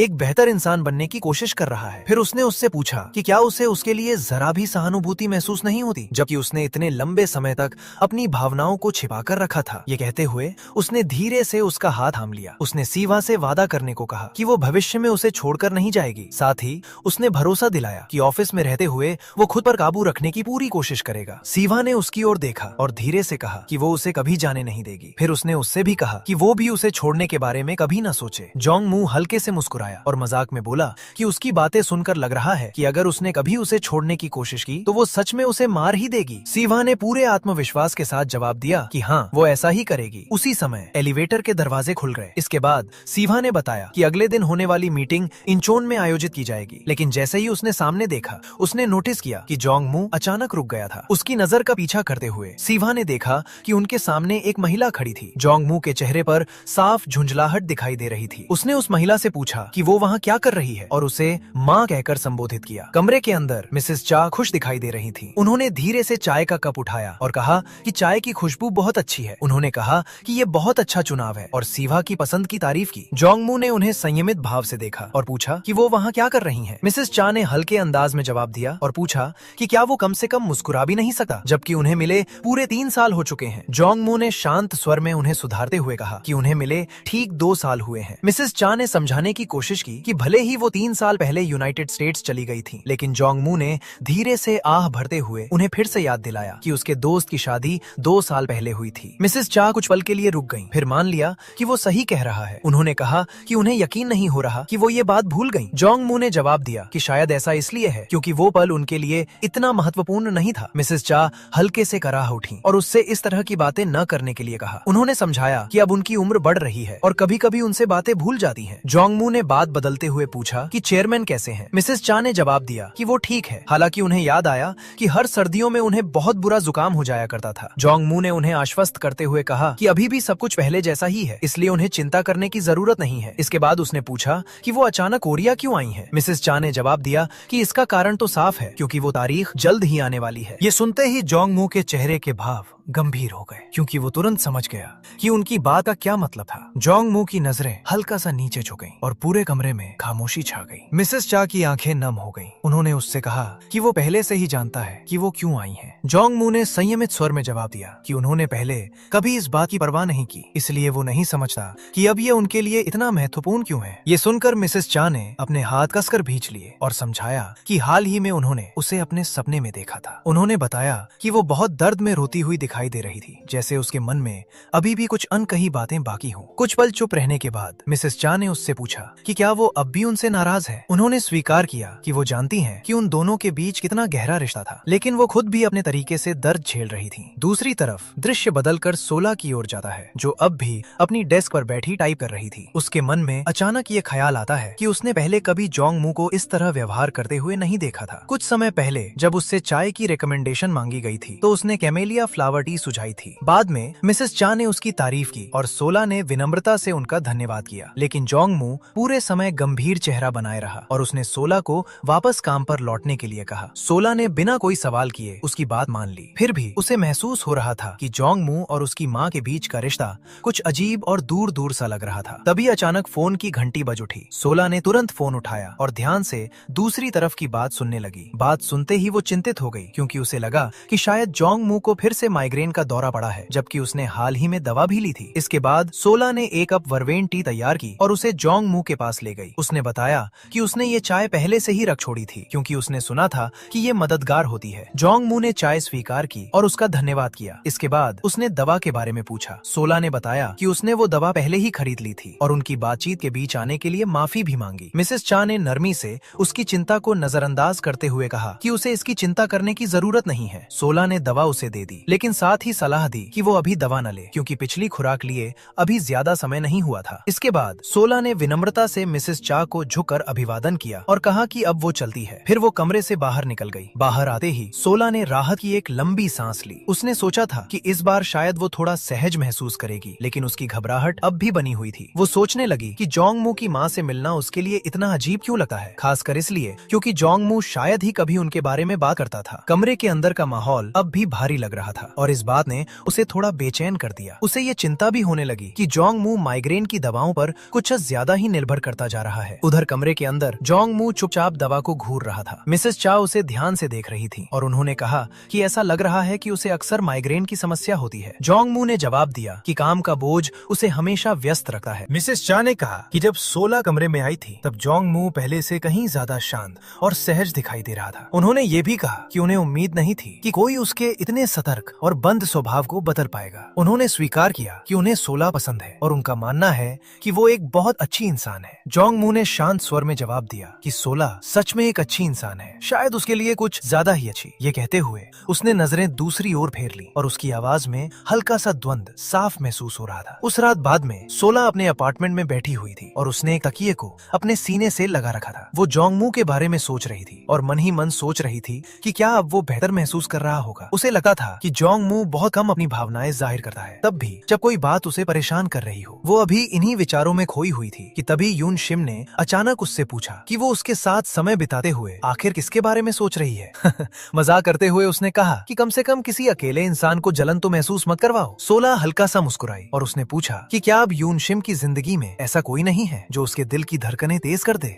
यून शिम ने जवाब दिया कि वो ऐसी भावनाएं बहुत पहले ही भूल चुकी है। इसके बाद उसने प्यार से सोला को गले लगा लिया और कहा कि उसे बहुत खुशी है कि आखिरकार सोला ने उस इंसान के साथ अपने रिश्ते को सुलझा लिया जिसे वो पसंद करती है। उसी समय टेलीविजन पर एक इमरजेंसी ब्रॉडकास्ट दिखाई देने लगा। उसमें चेतावनी दी जा रही थी कि बर्फीले तूफान की वजह से सड़कें फिसलन भरी हो गई हैं और सभी लोगों को घर लौटे समय सावधानी बरतनी चाहिए। जी ह्यून की बहन उठकर खड़ी हो गई और उसने चैनल बदल दिया। वो शिकायत करते हुए कहने लगी कि सर्दियों में बहुत ज्यादा कपड़े पहनने पड़ते हैं। सीवा ने उसकी बात से सहमति जताई और धीरे से कहा कि साल का वो समय फिर से आ गया है। उधर जोंग मू अपने कमरे में अकेला बैठा था और अपना सिर पकड़े हुए था, क्योंकि धीरे धीरे उसका माइग्रेन फिर से बढ़ने लगा था। उसके मन में अपनी माँ की वो बात बार बार घूम रही थी जिसमें उन्होंने कहा था कि इस साल उन्हें साथ चलना चाहिए। उसे अपनी माँ का वो सपना भी याद आया जिसमें उन्होंने बताया था कि वो रोती हुई दिखाई दी थी, जैसे उसके मन में अभी भी कुछ अनकही बातें बाकी हों। उसके विचार और पीछे 10 साल पहले की एक बर्फीली सुबह की ओर चले गए। उस दिन एक शराबी ड्राइवर की वजह से हिट एंड रन एक्सीडेंट हुआ था। मामले का अंत सिर्फ एक सजा के साथ हो गया, जबकि ड्राइवर ये जानते हुए भी कि पीड़ित अभी जिंदा था उसे वहीं छोड़कर चला गया था। वो याद आज तक उसके मन में बसी हुई थी। शायद यही कारण था कि वो कितना भी व्यस्त क्यों न हो, हमेशा खुद ही गाड़ी चलाना पसंद करता था। फिर उसकी नजर अपनी बहन ही यून यंग की तस्वीर पर पड़ी। उसके चेहरे के भाव नरम पड़ गए और वो चुपचाप सोचने लगा कि आखिर वो सपने में रोती हुई क्यों दिखाई दी। वो सोचने लगा कि क्या वो इसलिए अकेलापन महसूस कर रही है क्योंकि हर साल सिर्फ वही उससे मिलने जाता है, या फिर कोई और बात है जो उसे परेशान कर रही है। चिंता बढ़ने पर उसने अपना फोन उठाया और किसी को कॉल किया। दूसरी तरफ से किसी ने फोन उठाया। जोंगमू ने गंभीर आवाज में कहा कि क्या वे कुछ देर बात कर सकते हैं। फोन के दूसरी ओर मौजूद व्यक्ति ने अचानक आए इस कॉल की वजह पूछी। इसके बाद जोंगमू ने अपने पिता से पूछा कि क्या वो उस वीकेंड में व्यस्त हैं। उसके पिता ने जवाब दिया कि उनकी टेकऑंग के चेयरमैन के साथ एक गोल्फ मीटिंग तय है। उन्होंने कहा कि भले ही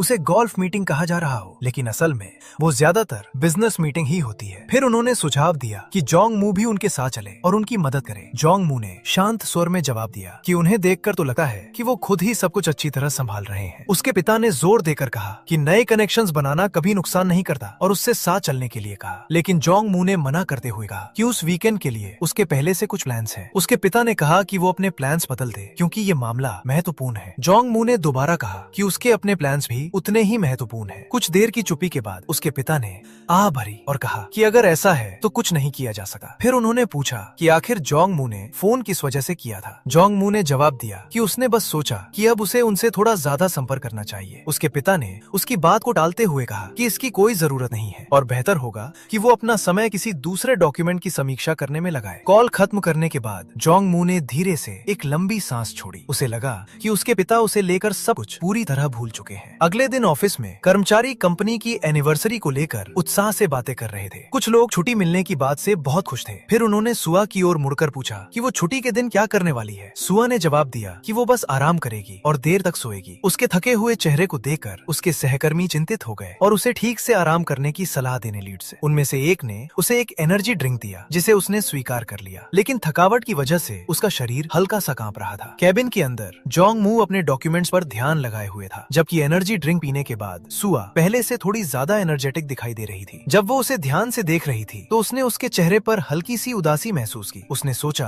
कि उससे पूछे कि आखिर बात क्या है, लेकिन इससे पहले कि वो कुछ कह पाती, जोंगमू ने खुद उसे पुकार लिया। उसने कहा कि वो काफी थकी हुई लग रही है और पूछा कि क्या वो ठीक है। सुआ ने उसे भरोसा दिलाया कि वो बिल्कुल ठीक है। इसके बाद जोंगमू ने सुझाव दिया कि उसे आज जल्दी घर चले जाना चाहिए क्योंकि उसके पास अभी भी काफी काम बाकी है। सुआ ने उसकी बात मान ली और चुपचाप कैबिन से बाहर निकल रही। बाहर निकलते ही यून शिम आने वाली छुट्टी को लेकर अपना उत्साह जताने लगी। उसने कहा कि वहाँ काम करने की सबसे अच्छी बातों में से एक यही छुट्टी है। श्याओ श्याओ ने सहमति में सिर हिलाया, लेकिन उसके विचार कहीं और ही भटक रहे थे। उसे बेचैनी महसूस हो रही थी क्योंकि उसे जोंगमू से कुछ पूछने का मौका ही नहीं मिला था और अब वो पहले से भी ज्यादा चिंतित हो गई थी। कुछ देर बाद उसने यून शिम की ओर मुड़कर माफी मांगी और कहा कि उसे वापस जाकर जोंगमू से मिलना होगा। यून शिम मुस्कुराई और बोली कि उसे पहले से ही ऐसा कुछ होने का अंदाजा था। उसने ये भी कहा कि माफी मांगने की कोई जरूरत नहीं है। फिर उसने सुआ को जाने के लिए कहा और सुआ तुरंत वहाँ से चली गई। उधर कैबिन के अंदर जोंगमू अकेला बैठा था। उसके चेहरे पर तनाव साफ दिखाई दे रहा था क्योंकि पुरानी यादें फिर से उसके मन में उभरने लगी थी। उसे अपनी बहन की आवाज याद आई। वो खुशी से पूछ रही थी कि क्या वो चीज खरीद लाया जो उसने उससे मंगवाई थी। उसकी आवाज में उत्साह साफ झलक रहा था क्योंकि उसे आखिरकार रूडोल्फ मिल गया था जिसे वो पिछले साल से चाहती थी। जोंगमू को याद आया कि उसने उससे माफी मांगते हुए कहा था कि एक आखिरी समय में तय हुई मीटिंग की वजह से वो उसके साथ नहीं जा पाएगा। युआन युआन ने नरमी से जवाब दिया था कि कोई बात नहीं। अचानक एक चीखती हुई आवाज गूंजी और एक भयानक एक्सीडेंट हो गया। उसे याद आया कि वो बार बार उससे पूछ रहा था कि क्या वो ठीक है, लेकिन दूसरी तरफ से कोई जवाब नहीं आया। वो लगातार उसका नाम पुकारता रहा, उम्मीद करते हुए कि शायद वो उसकी आवाज सुन सके। अचानक जोंगमू वर्तमान में लौट आया। उसका पूरा शरीर तनाव से भरा हुआ था और वो पसीने से भीग चुका था। इससे पहले कि वो खुद को संभाल पाता, पीछे से सुआ की आवाज आई। उसने चिंता भरे स्वर में पूछा कि क्या वो ठीक है। बिना कुछ सोचे जोंगमू ने उसे कसकर अपनी बाहों में भर लिया। उसने धीरे से उसका नाम पुकारा और फिर पूछा कि वो वहाँ क्या कर रही है। सुआ ने जवाब दिया कि वो उसके लिए वापस आई थी और उसका इंतजार कर रही थी। जोंगमू की नजर उसके हाथ में पकड़ी हुई चीज पर रही और उसने उसके बारे में पूछा। सुआ ने बताया कि वो नहीं चाहती थी कि उसे ठंड लगे। उसने ये भी कहा कि अगर कोई बात उसे परेशान कर रही है तो वो उससे बात कर सकता है, भले ही वो उसकी बहुत मदद न कर पाए। जोंगमू ने सोचा कि शायद वो अभी भी उसकी माँ की मुलाकात के बारे में सोच रही है। उसने स्वीकार किया कि वो थोड़ी ज्यादा संवेदनशील हो सकती है, लेकिन उसने उसे भरोसा दिलाने की कोशिश की कि वो सिर्फ थका हुआ है और उसे परेशान नहीं करना चाहता। उसने माफी मांग ली, लेकिन सुआ ने सिर हिलाते हुए कहा कि कोई बात नहीं। इसके बाद जोंगमू ने धीरे से उसका हाथ थाम लिया और कहा कि उसे कुछ अलग सा महसूस हो रहा है। सुआ उलझन में उसकी ओर देखने लगी। जोंगमू ने उसका हाथ अपने चेहरे के पास लाकर उससे लगा लिया और कहा कि उसे नहीं लगता कि वो कभी इस हाथ को छोड़ पाएगा। उसकी ये बात सुनकर सुआ शर्मा गई और पूछने लगी कि वो आखिर कैसी बातें कर रहा है। फिर जोंगमू ने उससे पूछा कि क्या रात के लिए उसके कोई प्लान्स हैं। सुआ ने जवाब दिया कि वो तो सिर्फ उसका इंतजार करने के लिए वापस आई थी। जोंगमू ने सिर हिलाया और कहा कि अब उन्हें चलना चाहिए। सुआ ने पूछा कि वे कहाँ जा रहे हैं, लेकिन जोंगमू ने बस उसका कोट उसके कंधों पर रख दिया और कहा कि इस समय काम से भी ज्यादा महत्वपूर्ण कुछ है। बाद में वे दोनों उसके अपार्टमेंट पहुंच गए। जोंगमू खाना तैयार करने में व्यस्त था, जबकि सुआ ने आरामदायक कपड़े पहन लिए। जब वो वापस आई तो जोंगमू ने पूछा कि क्या कपड़े उसे ठीक से फिट आ रहे हैं। उसने बताया कि उसके पास यही सबसे छोटे साइज के कपड़े थे। सुआ ने जवाब दिया कि कपड़े थोड़े ढीले हैं, लेकिन फिर भी ठीक है। लेकिन जैसे ही जोंगमू ने उसे अपने कपड़ों में देखा, वो तुरंत शर्म से नजरें दूसरी ओर घुमा लेता है। सुआ ने इधर उधर नजर दौड़ाई और महसूस किया कि उसका घर उसके अपने घर की तुलना में कितना साफ सुथरा और व्यवस्थित था। जी ह्यून मू ने फिर उसके सामने बड़ी खूबसूरती से तैयार किया हुआ खाना परोसा। सुआ बैठते समय थोड़ी घबराई हुई महसूस कर रही थी। जी ह्यून मू ने पूछा कि वो इतनी असहज क्यों लग रही है और उसे आराम से खाना खाने के लिए कहा। सुआ ने खाने का स्वाद लिया और जी ह्यून मू उसकी प्रतिक्रिया को ध्यान से देखते हुए पूछने लगा कि खाना कैसा है। सुआ ने सिर हिलाकर उसकी मेहनत की तारीफ की। इसके बाद दोनों साथ बैठकर टेलीविजन देखने लगे। टीवी पर एक हॉरर मूवी चल रही थी और सुआ उसे बड़े ध्यान से देख रही थी। दूसरी तरफ जोंगमू थोड़ा डरा हुआ लग रहा था और कई बार अपनी आंखें ढक लेता था। एक समय सुआ उत्साह में स्क्रीन की ओर इशारा करने लगी, लेकिन अनजाने में उसका हाथ जोंगमू की जांघ से छू गया। वो तुरंत पीछे हट गई और शर्मिंदा होकर माफी मांगने लगी। लेकिन जोंगमू उसकी तरफ देखकर कहता है कि अगर वो उसे छूना चाहती है तो सीधे कह सकती है। सी हुआ तुरंत इनकार करती है और कहती है कि यह गलती से हुआ था, लेकिन जोंगमू धीरे से उसका हाथ पकड़ लेता है। वो उससे पूछता है कि क्या वो सच में उससे दूरी बनाए रखना चाहती है, फिर उसे हल्का सा अपनी तरफ खींच लेता है। सी हुआ अपने ही ख्यालों में उलझ जाती है। उसके मन का एक हिस्सा सोच रहा था कि क्या वो सच में उसे छूना चाहती थी, जबकि दूसरा हिस्सा कह रहा था कि उसे छूना चाहिए। इससे पहले कि वो अपनी उलझन दूर कर पाती, जोंगमू उसे धीरे से और करीब खींच लेता है। फिर नरम आवाज में कहता है कि अगर वो आगे नहीं बढ़ना चाहती तो वो उसे मजबूर नहीं करेगा। उसकी बात सुनकर सी हुआ चौंक जाती है और तुरंत कहती है कि उसने ऐसा कभी नहीं कहा कि वो नहीं चाहती। तब जोंगमू उससे पूछता है कि अगर वे मूवी पूरी न देखें तो क्या उसे कोई परेशानी होगी। सी हुआ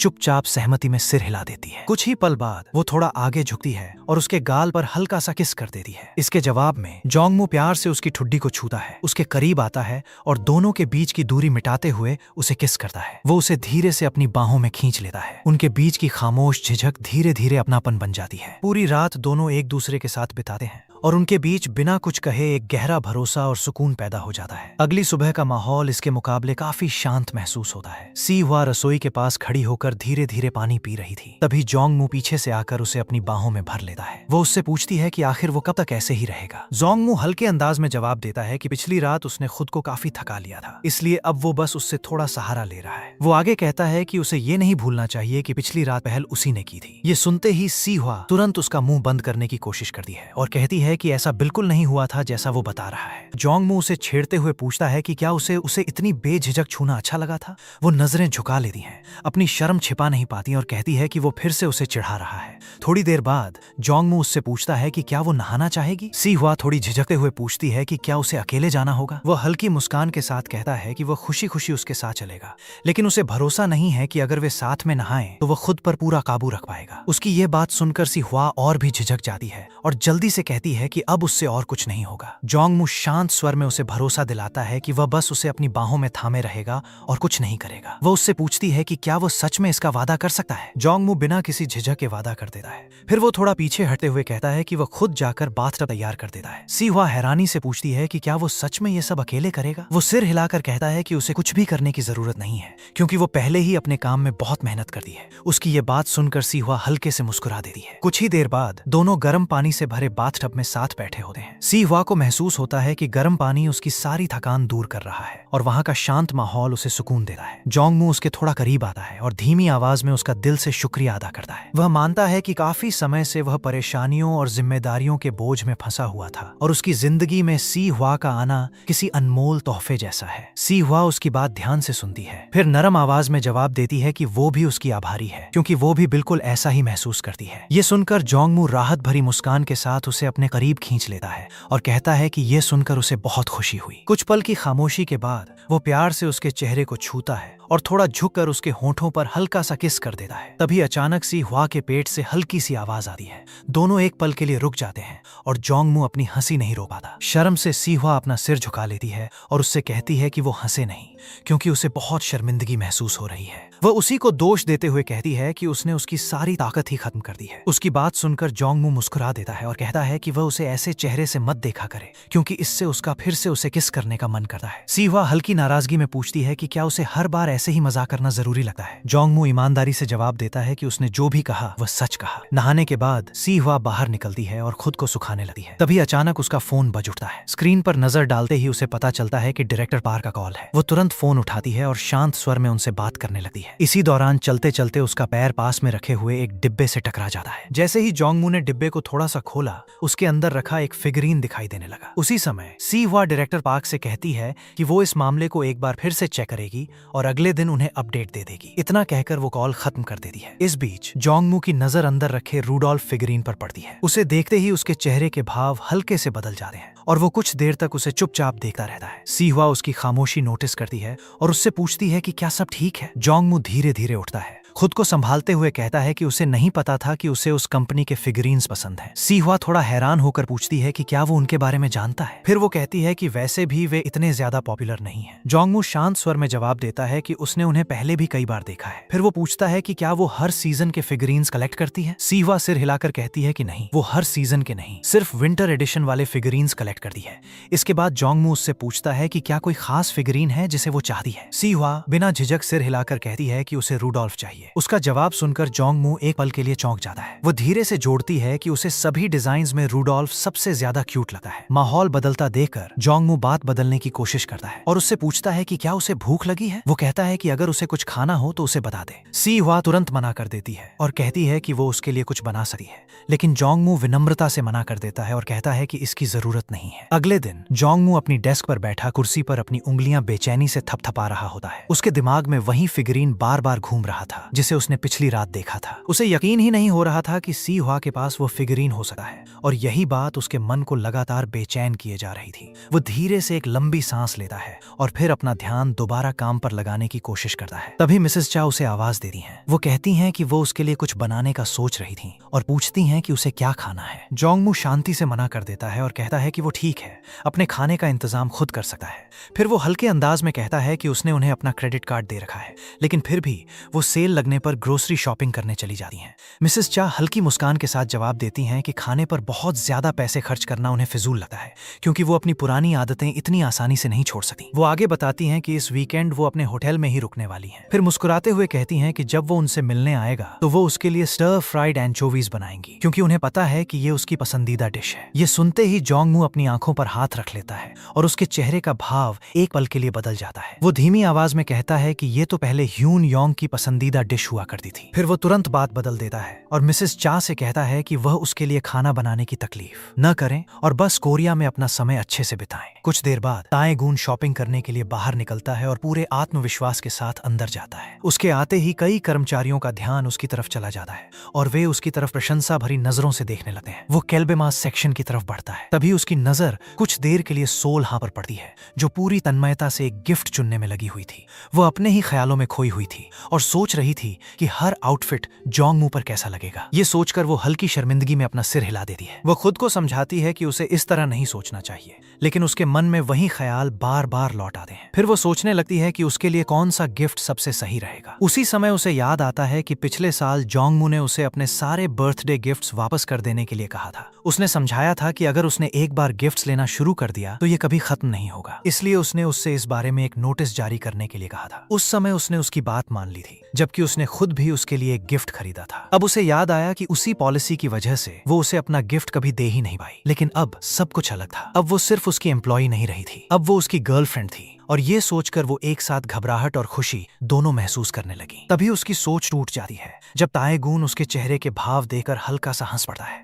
वो उसके पास आता है और सहज अंदाज में पूछता है कि वो ये कपड़े किसके लिए चुन रही है।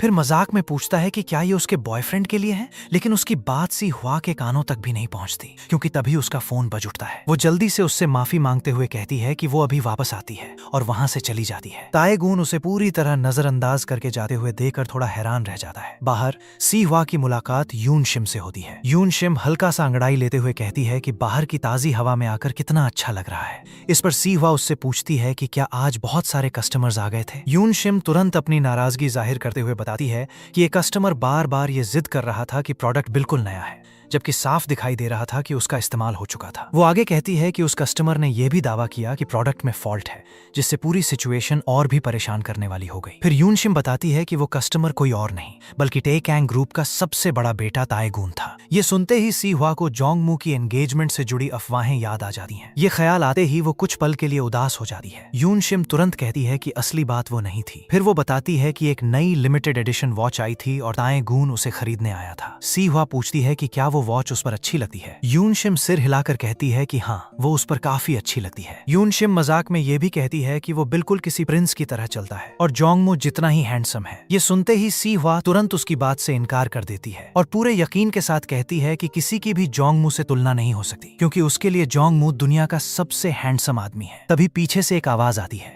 जो पूछती है कि क्या वो सच में ऐसा मानती है। बिना कुछ सोचे सी हुआ फिर से हाँ कह देती है, लेकिन जैसे ही वो अपनी आंखें खोलकर पीछे देखती है, वहाँ जोंगमू को खड़ा पाती है। उसे देखकर उसकी आंखें हैरानी से बड़ी हो जाती हैं। यून शिम हल्के मजाक में पूछती है कि क्या वो सी हुआ को लेने आया है। वो हाँ में जवाब देते हुए कहता है कि जब भी सी हुआ यून शिम के साथ होती है तब उससे संपर्क करना लगभग नामुमकिन हो जाता है। सी हुआ माफी मांगते हुए कहती है कि उसे अपने फोन की रिंग सुनाई ही नहीं दी। जब वो दोबारा इधर उधर देखती है तो उसे पता चलता है कि यून शिम चुपचाप वहां से जा चुकी है। ये देखकर वो थोड़ा हैरान रह जाती है। जोंगमू मुस्कुराते हुए कहता है कि उन्हें साथ में समय बिताने का मौका देने के लिए उसे यून शिम का शुक्रिया अदा करना चाहिए। सी हुआ थोड़ी झिझकी और बोली कि अगर लोग उन्हें साथ देख लेंगे तो तरह तरह की अफवाहें फैल सकती हैं। इस पर जोंगमू ने शांत स्वर में कहा कि इसमें कोई बुरी बात नहीं होगी, क्योंकि इसका मतलब होगा कि अब उन्हें अपने रिश्ते को छिपाने की जरूरत नहीं पड़ेगी। चलते चलते जी ह्यूनमू ने पूछा कि क्या वह उसका हाथ पकड़ सकता है। सियोली ने दृढ़ता से मना कर दिया। इसके बाद उसने उसे किस करने की बात कही, लेकिन इस बार एसियोली ने और भी सख्ती से इनकार कर दिया। जी ह्यूनमू हल्का सा हंस पड़ा। फिर उसने बताया कि वह वीकेंड पर उससे नहीं मिल पाएगा, क्योंकि उसे एक जरूरी निजी काम से जाना है। सी हवा ने पूछा कि क्या काम है, तो उसने बताया कि वह अपनी माँ से मिलने जा रहा है। उसने स्वीकार किया कि बहुत लंबे समय से दोनों की मुलाकात नहीं हुई थी, इसलिए उसे थोड़ा अजीब महसूस हो रहा था। तब सी हुआ समझ गई कि वह पहले इतना असहज क्यों लग रहा था। जोंगमू ने धीरे से कहा कि वह आज का काम जल्दी खत्म होने का बेसब्री से इंतजार कर रहा है। सी हवा ने भी उसकी बात से सहमति जताई। उसी समय थोड़ी दूरी पर खड़ा एक व्यक्ति चुपके से उन दोनों की तस्वीर खींच लेता है। तस्वीर लेने वाला कर्मचारी धीरे से हंसते हुए कहता है कि उन दोनों का रिश्ता काफी दिलचस्प लग रहा है। वह तुरंत वह फोटो ताएगून को भेज देता है। ताएह्यन अपने फोन पर तस्वीर देखकर कुछ पल के लिए रुक जाता है। वह तस्वीर को ध्यान से देखने लगता है और धीरे धीरे उसके चेहरे पर पहचान की झलक दिखाई देती है। उसे एहसास होता है कि वह इस लड़की को पहले भी देख चुका है। उसके होंठों पर हल्की मुस्कान आ जाती है, क्योंकि अब वह समझ चुका था कि वही जोंगमू की गर्लफ्रेंड है। ऑफिस में जी ह्यूनमू अपने दस्तावेजों पर हस्ताक्षर करते हुए गहरी सोच में डूबा हुआ था। कुछ देर बाद वह कुर्सी पर पीछे टिककर आराम करता है और कैलेंडर की तरफ देखता है, क्योंकि वीकेंड अब काफी करीब था। इसी दौरान सोल्हा अपनी डेस्क पर टाइप कर रही थी कि तभी जी ह्यूनमू का फोन आता है। वह उससे उस पेन के बारे में पूछता है। वह कहता है कि उसे वही पेन पसंद है जो वह अभी इस्तेमाल कर रहा है और पूछता है कि वह कहाँ रखा है। वह यह भी कहता है कि वह खुद जाकर उसे ढूंढ लेगा, लेकिन सोल्हा मना कर देती है और कहती है कि वह खुद अभी लेकर आती है। कुछ ही देर में वह उसके केबिन में पहुंचती है और दराज खोलकर बताती है कि उसने उस फाउंटेन पेन के कई रिफिल खरीद कर रख दिए थे, क्योंकि उसने देखा था कि वह हमेशा वही पेन इस्तेमाल करता है। जी ह्यूनमू उसकी तरफ देखकर कहता है कि वह उसे दे दे, बाकी वह खुद संभाल लेगा। वह उसका धन्यवाद करता है कि व्यस्त होने के बावजूद वह तुरंत आ गई। फिर मुस्कुराते हुए कहता है कि उसे देखकर अच्छा लगता है। यह सुनकर सोल्हा शर्म से नजरें झुका लेती हैं और उसे याद दिलाती है कि उसने पहले ही कहा था कि ऑफिस के समय वह उसे इस तरह न देखा करे। जी ह्यूनमू थोड़ा आगे झुकता है और हल्के से उसे अपनी तरफ खींचते हुए मजाक में पूछता है कि क्या उसका जल्दी ऑफिस से जाने का मन नहीं है। वह कहता है कि अगर उसकी चले तो वह अभी इसी वक्त ऑफिस छोड़ दे, लेकिन सोल्हा मना कर देती है। वह कहती है कि उसके पास अभी एक जरूरी काम है, इसलिए अब उसे जाना होगा। वह जल्दी से केबिन से बाहर निकल जाती है। है। उसके चेहरे से साफ पता चल रहा था कि वह बुरी तरह घबरा गई थी। जी ह्यून मू उसके जाते हुए चेहरे को हल्की मुस्कान के साथ देखता रहता है। बाहर निकलने के बाद सोल हा सोचती है कि अब उसे ऑफिस में और ज्यादा सावधान रहना होगा। तभी उसे पास में कुछ कर्मचारियों की बातें सुनाई देती हैं। वे लोग बात कर रहे थे कि इस हफ्ते जुंगमू और उसकी मंगेतर अपने अपने माता पिता से डिनर पर मिलने वाले हैं। दूसरा कर्मचारी कहता है कि शायद यह डिनर किसी बहुत महंगे रेस्टोरेंट में होगा और वह जलन भरे अंदाज में यह बात कहता है। एक और कर्मचारी कहता है कि दोनों की जोड़ी बहुत खूबसूरत लगेगी और तैकंग परिवार के भाई बहनों की तारीफ करता है। सियोलहा उनकी बातें चुपचाप सुनती रहती है। उसे याद आता है कि जुंगमू ने पहले इन अफवाहों को पूरी तरह बेकार बताया था। वह अपने हाथ कसकर भींच लेती है और सोचती है कि उसे उसी से सीधे पूछ लेना चाहिए था। तभी उसे याद आता है कि उसने कहा था कि वीकेंड पर उसके कुछ निजी काम है। फिर वह खुद को समझाने की कोशिश करती है कि उसी समय उसके भी अपने कुछ प्लान थे, इसलिए शायद उसकी बात भी बस वैसी ही रही होगी। अगली सुबह सोलहा यून शिम के अपार्टमेंट में पहुंचती है। उसके चेहरे पर साफ थकान दिखाई दे रही थी। यून शिम शिकायत करते हुए कहती है कि हर बार उसे अकेले ही जाना पड़ता है। वह बताती है कि आज तो वह सुबह जल्दी उठकर उसके साथ जाने के लिए तैयार भी हो गई थी, लेकिन सोलहा ने उसे बताए बिना ही अकेले चली गई। फिर वह हंसते हुए उसे मिस क्विक फुट कहकर चिढ़ाती है। सोलहा कहती है कि वह उसे परेशान नहीं करना चाहती थी और हमेशा उसकी चिंता करने के लिए उसका धन्यवाद करती है। वह वहीं बैठ जाती है, लेकिन अचानक उसके चेहरे का भाव बदल जाता है और उसका मन अतीत की यादों में खो जाता है। उसे वह पल याद आता है जब सरकारी वकील उसके पिता मिस्टर मिन से पूछ रहा था कि सबूत देखने के बाद भी क्या उन्हें अब तक कुछ याद नहीं आया। सरकारी वकील ने कहा था कि जिस लड़की की मौत हुई थी वह घर लौटते समय वह मूर्ति लेकर आ रही थी जिसे वह बहुत दिनों से चाहती थी, लेकिन अब वह पूरी तरह टूट चुकी थी। मिस्टर मिन कुछ देर तक चुप रहे और फिर माफी मांगते हुए बोले कि उन्हें कुछ भी याद नहीं है। उनकी यह बात सुनकर सोलहा सिहर उठी थी। उस दिन के बाद से उसने एक आदत बना ली थी। वह हर साल कब्रिस्तान में एक छोटी सी मूर्ति लेकर जाती थी। वह हमेशा पुण्यतिथि से एक दिन पहले जाती थी ताकि उसका अपने परिवार से सामना न हो। वह जानती थी कि इससे कुछ भी नहीं बदलने वाला, लेकिन टूटी हुई उस मूर्ति की तस्वीर उसके मन से कभी नहीं निकल पाई थी। उसी वजह से वह आज तक उस घटना को भूल नहीं सकी थी। वर्तमान में लौटे हैं। यून सियोम ने पूछा कि जुंगमू के साथ डिनर वाली बात का क्या हुआ। ही हुआ ने जवाब दिया कि उसने अभी तक उससे इस बारे में कुछ नहीं पूछा है। यून सियोम ने कहा कि जिस तरह वह उसे देखता है उसे नहीं लगता कि वह कभी किसी दूसरी लड़की में दिलचस्पी ले सकता है। उसने यह भी कहा कि सोलहा तो उसके माता पिता से भी मिल चुकी है। इस पर सोलहा हल्का सा हंसते हुए बोली कि वह बात अलग थी, उसे गिना नहीं जा सका। यून सेम ने दृढ़ता से कहा कि परिस्थिति चाहे जैसी भी हो उसे सोलहा को चोट नहीं पहुंचानी चाहिए। उसने आगे कहा कि उसे इस बात से कोई फर्क नहीं पड़ता कि वह उनका सीईओ है। अगर जरूरत पड़ी तो वह अपनी नौकरी छोड़ने के लिए भी तैयार है। फिर यून सेम ने बताया कि अगले दिन अमोर होटल में साल के अंत का एक बड़ा कार्यक्रम होने वाला है और सुझाव दिया कि उन्हें वहां चलना चाहिए। सीवा ने पूछा कि क्या वहां जाने के लिए निमंत्रण की जरूरत होगी क्योंकि वह एक लग्जरी होटल है। यून सियोम ने समझाया कि होटल की 50वीं वर्षगांठ होने की वजह से यह कार्यक्रम आम लोगों के लिए भी बिल्कुल मुफ्त है। उसने कहा कि उन्हें वहां जाकर आतिशबाजी भी देखनी चाहिए। इसके बाद उसने कहा कि आज उन्हें आराम करना चाहिए। कुछ समय बाद अमोर होटल लोगों की भीड़ और चहल पहल से भरा हुआ था। जुंगमू खुश था कि वह समय से पहले पहुंच गया था क्योंकि इससे उसे चारों तरफ देखने का समय मिल गया। होटल को देखकर उसके मन में यह विचार भी आया कि शायद भविष्य में उसे भी होटल का व्यवसाय शुरू करना चाहिए। तभी पीछे से किसी लड़की की आवाज आई, ओपा। यह सुनकर जुंगमू रुक गया। एक युवा लड़की उसकी तरफ आई। उसने उसे तुरंत पहचान लिया। जुंगमू ने उसका अभिवादन किया और कहा कि काफी समय हो गया है। लड़की मुस्कुराकर बोली कि कॉलेज से ग्रेजुएट होने के बाद शायद यह उनकी पहली मुलाकात है। उसने कहा कि उसे उसकी बहुत याद आई और पूछा कि वह कैसा है। फिर वो उसके और करीब आ गई और प्यार से उसका हाथ पकड़कर उससे लिपट गई। कुछ दूरी पर खड़ी सोलहा ये सब अपनी आंखों से देख रही थी। उधर यून सॉम ने कहा कि उन्हें फाउंटेन के पास चलकर देखना चाहिए। उसने कहा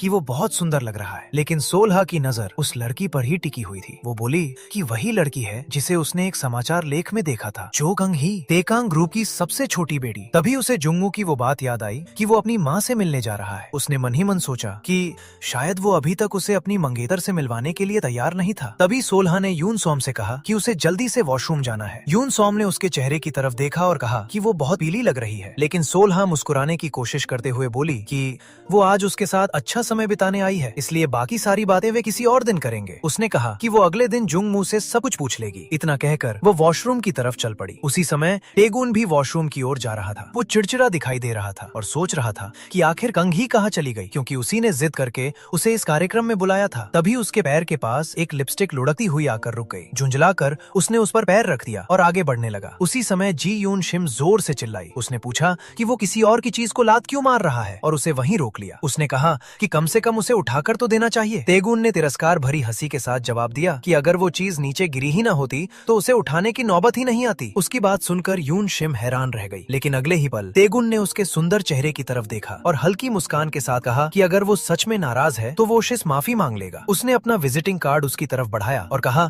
कि अगर उसे किसी तरह का मुआवजा चाहिए तो उसे फोन कर लेना। यून शिम उसकी बात सुनकर उलझन में पड़ गई और पूछा कि उसका मतलब क्या है। तेगुन ने बस हल्की सी मुस्कान दी। उसके चेहरे पर ऐसा भाव था जिससे एक अजीब सी बेचैनी महसूस हो रही थी। यून शिम ने साफ कह दिया कि उसे किसी तरह के मुआवजे की जरूरत नहीं है, लेकिन तेगुन जबरदस्ती अपना कार्ड उसके हाथ में रख देता है और कहता है कि जब भी जरूरत पड़े उसे फोन कर लेना। इतना कहकर वो वहाँ से चला जाता है। यून शिम वहीं खड़ी सोचती रह जाती है कि उसने जबरदस्ती अपना बिजनेस कार्ड उसके हाथ में क्यों पकड़ा दिया। जब वो कार्ड पर नजर डालती है तो उसे पता चलता है कि वो तेगुन है। तभी उसे याद आता है कि उसका चेहरा इतना जाना पहचाना क्यों लग रहा था। उसे उसके बारे में सुनी हुई अफवाहें याद आने लगती हैं। लोग कहते थे कि वो एक युवा और काबिल व्यवसायी है जो टेकांग ग्रुप का अगला उत्तराधिकारी माना जाता है, लेकिन लोग ये भी कहते थे कि उसका स्वभाव बेहद मुश्किल है और वो अक्सर कंपनी के लिए परेशानियां खड़ी करता रहता है। यून शिम धीरे से ताना मारते हुए सोचती है कि चाहे वो काम में कितना भी अच्छा क्यों ना हो, उसका घमंडी और खराब स्वभाव कभी छिप नहीं सकता। उसी समय पीछे से सी हवा वहाँ पहुँचती है और यून शिम को आवाज देकर पूछती है कि वो कहाँ छव चली गई थी। यून शिम जवाब देती है कि वो एक ऐसे इंसान से बचने की कोशिश कर रही थी जिसे वो चलता फिरता कूड़ा कह सकती है। सीवा उसकी बात सुनकर उलझन में पड़ जाती है।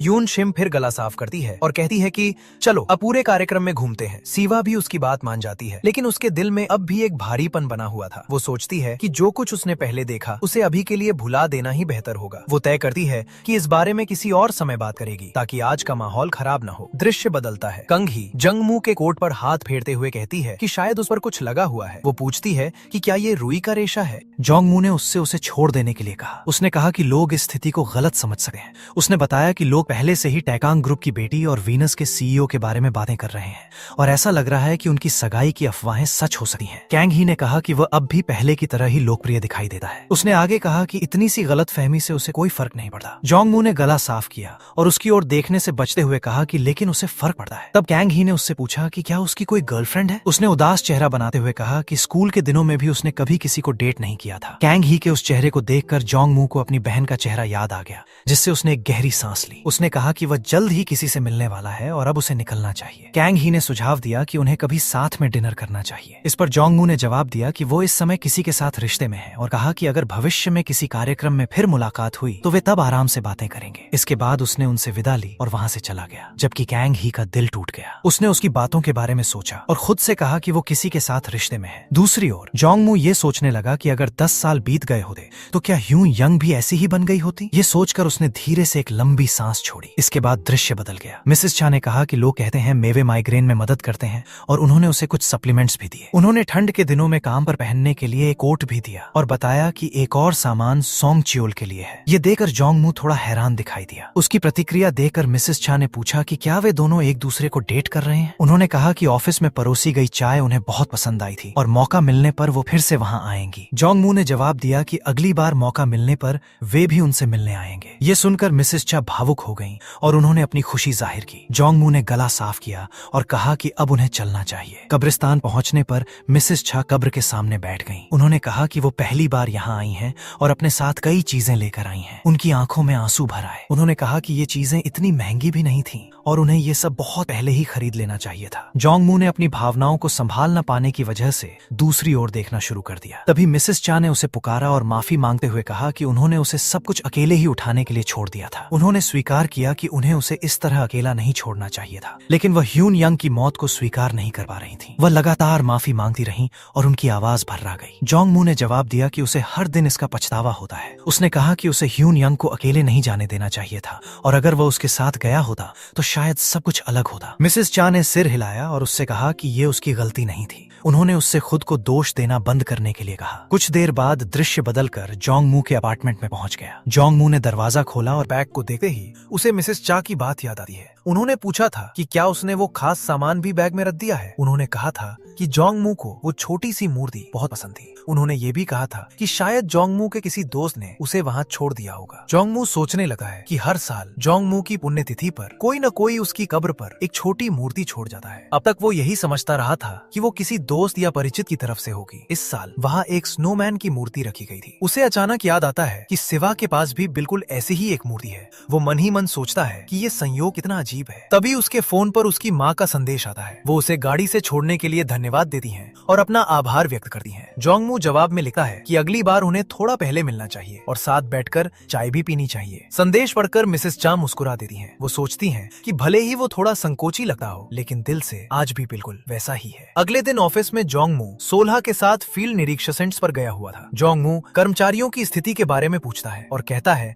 कि कुछ समस्याएं थीं जिन पर ध्यान देने की जरूरत है। वो साफ सफाई के निरीक्षण कितनी बार होने चाहिए इस बारे में भी निर्देश देता है। कई रिपोर्ट देखने के बाद वो कहता है कि शायद अब सभी जरूरी जगहों का निरीक्षण हो चुका है और रिपोर्टें ही काफी रहेंगी। दूसरी तरफ सिवा पूरी तरह थकी हुई दिखाई दे रही थी। मंगेतर वाली अफवाहों के कारण वो पूरी रात सो नहीं पाई थी। उसे लगा कि अब वो इस तरह और नहीं रह सकती। उसने तय किया कि आज वो उससे इस बारे में जरूर बात करेगी। उसी समय जोंगमू उसे नाम लेकर बुलाता है और पूछता है कि क्या बाद में उसके पास थोड़ा समय होगा। सिवा कुछ पल के लिए ठिठक जाती है। अचानक उसके मन में एक ख्याल आता है। उसे डर लगने लगता है कि शायद जोंगमू उससे कोई गंभीर बात करने वाला है। शायद वो उससे रिश्ता खत्म करना चाहता है या फिर कोंग ही के साथ अपनी शादी के बारे में बताने वाला है। उसके गंभीर चेहरे को देखकर से हवा और भी बेचैन हो जाती है। तभी एक कर्मचारी वहाँ आता है और पूछता है कि क्या सीईओ के पास कुछ समय है। जोंगमू उसकी तरफ मुड़कर पूछता है कि बात क्या है। कर्मचारी बताता है कि टेकैंग ग्रुप से टेगून आए हैं। ये सुनकर जोंगमू हैरान रह जाता है। उधर सोलहा दोनों के सामने चाय रखती है और विनम्रता से कहती है कि अगर उन्हें किसी चीज की जरूरत हो तो वे उसे बुला सकते हैं। इतना कहकर वो ऑफिस से बाहर चली जाती है। उसे जाते हुए देखकर जोंगमू कहता है कि उसे याद नहीं कि उसने टेगून के साथ कोई मुलाकात तय की थी। टेगून आराम से जवाब देता है कि उसे बस अपने पुराने दोस्त की याद आ गई थी, इसलिए वो उससे मिलने चला आया। फिर वो मुस्कुराते हुए कहता है कि हो सकता है भविष्य में वे दोनों रिश्तेदार भी बन जाएं। ये सुनकर जोंगमू कुछ पल के लिए चुप हो जाता है। टेगून उसकी प्रतिक्रिया देकर पूछता है कि क्या हुआ। वो कहता है कि कंग ही कभी कभी जरूर ज्यादा कर देती है, लेकिन वो दिल की अच्छी लड़की है। जोंगमू शांत स्वर में कहता है कि उसे नहीं पता था कि उन दोनों के बीच इतनी नजदीकी है। टेगून कहता है कि होटल में मुलाकात इतनी जल्दी खत्म हो जाने से कंग ही काफी निराश थी। फिर वो पूछता है कि आखिर जोंगमू ने कभी गंभीरता से कंग ही को डेट करने के बारे में सोचा ही क्यों नहीं। इस सवाल पर जोंगमू चुप रहता है। टेगून आगे कहता है कि वो वीनस के साथ साझेदारी करना चाहता है, लेकिन मन ही मन जोंगमू समझ जाता है कि टेगून की असली मंशा साझेदारी नहीं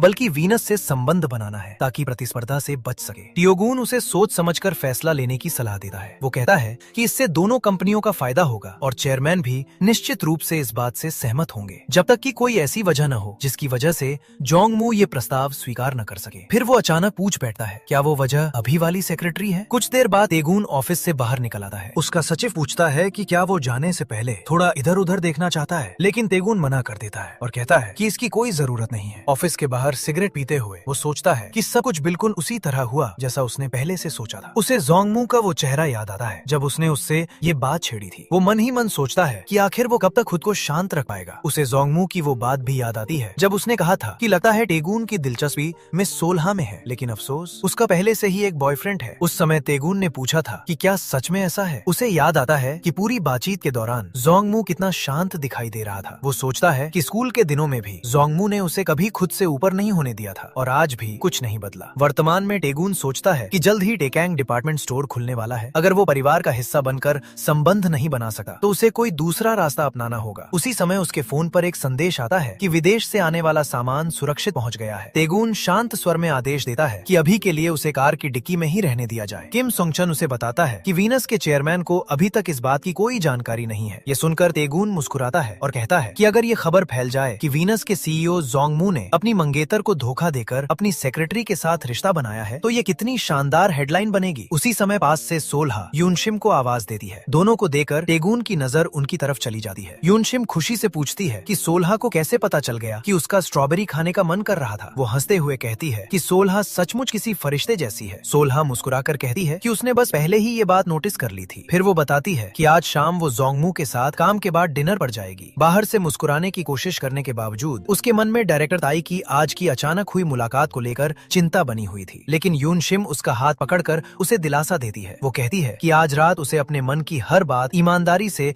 जोंगमू को बता देनी चाहिए। वो ये भी कहती है कि ईमानदारी हमेशा से सोल्हा की सबसे अच्छी खूबी रही है और उसे अब इसे नहीं भूलना चाहिए। सोल्हा दिल से उसका धन्यवाद करती है और वादा करती है कि आज ही वो सब कुछ साफ कर देगी। उस शाम डिनर के दौरान सोल्हा कई बार हिम्मत जुटाने की कोशिश करती है, लेकिन फिर भी वो उस विषय को छेड़ नहीं पाती। घबराहट में अचानक उसे खांसी आ जाती है। जोंगमू तुरंत पूछता है कि क्या वो ठीक है। शर्माते हुए सोल्हा कहती है कि खाना गलत तरीके से गले में चला गया था। डिनर के बाद दोनों साथ साथ सड़क पर टहल रहे थे। चलते हुए सोल्हा चुपचाप उसका हाथ पकड़कर उसके बाजू से लग जाती है। तभी अचानक जोंगमू उससे माफी मांगता है। ये सुनकर सोल्हा हैरानी से वहीं रुक जाती है। जोंगमू समझाता है कि उसे चिंता थी, कहीं उनकी सगाई की अफवाहों की वजह से वो परेशान तो नहीं हुई। वो मानता है कि शुरुआत में उसने इस बात को गंभीरता से नहीं लिया था, लेकिन लगता है लोगों ने उसके वीकेंड वाले कार्यक्रम का गलत मतलब निकाल लिया। फिर वो सच्चाई बताता है। वो कहता है कि वो अपनी माँ के साथ अपनी बहन की कब्र पर गया था। ये सुनकर सोल्हा चौंक जाती है और धीरे से उसके बारे में पूछती है। जोंगमू बताता है कि 10 साल पहले एक दुर्घटना में उसकी बहन की मौत हो गई थी। हर साल वो अकेले उसकी कब्र पर जाता था, लेकिन इस बार उसकी माँ भी उसके साथ गई थी। ये सुनते ही सोल्हा की आंखों में आंसू भर आते हैं। वो उसे कसकर गले लगा लेती है। वो उससे माफी मांगती है कि उसने उसे गलत समझ लिया था। वो स्वीकार करती है कि उसे उसके अतीत के बारे में बिल्कुल भी पता नहीं था। जोंगमू प्यार से उसे समझाता है कि ऐसी परिस्थितियों में उसके मन में ऐसे ख्याल आना बिल्कुल स्वाभाविक था।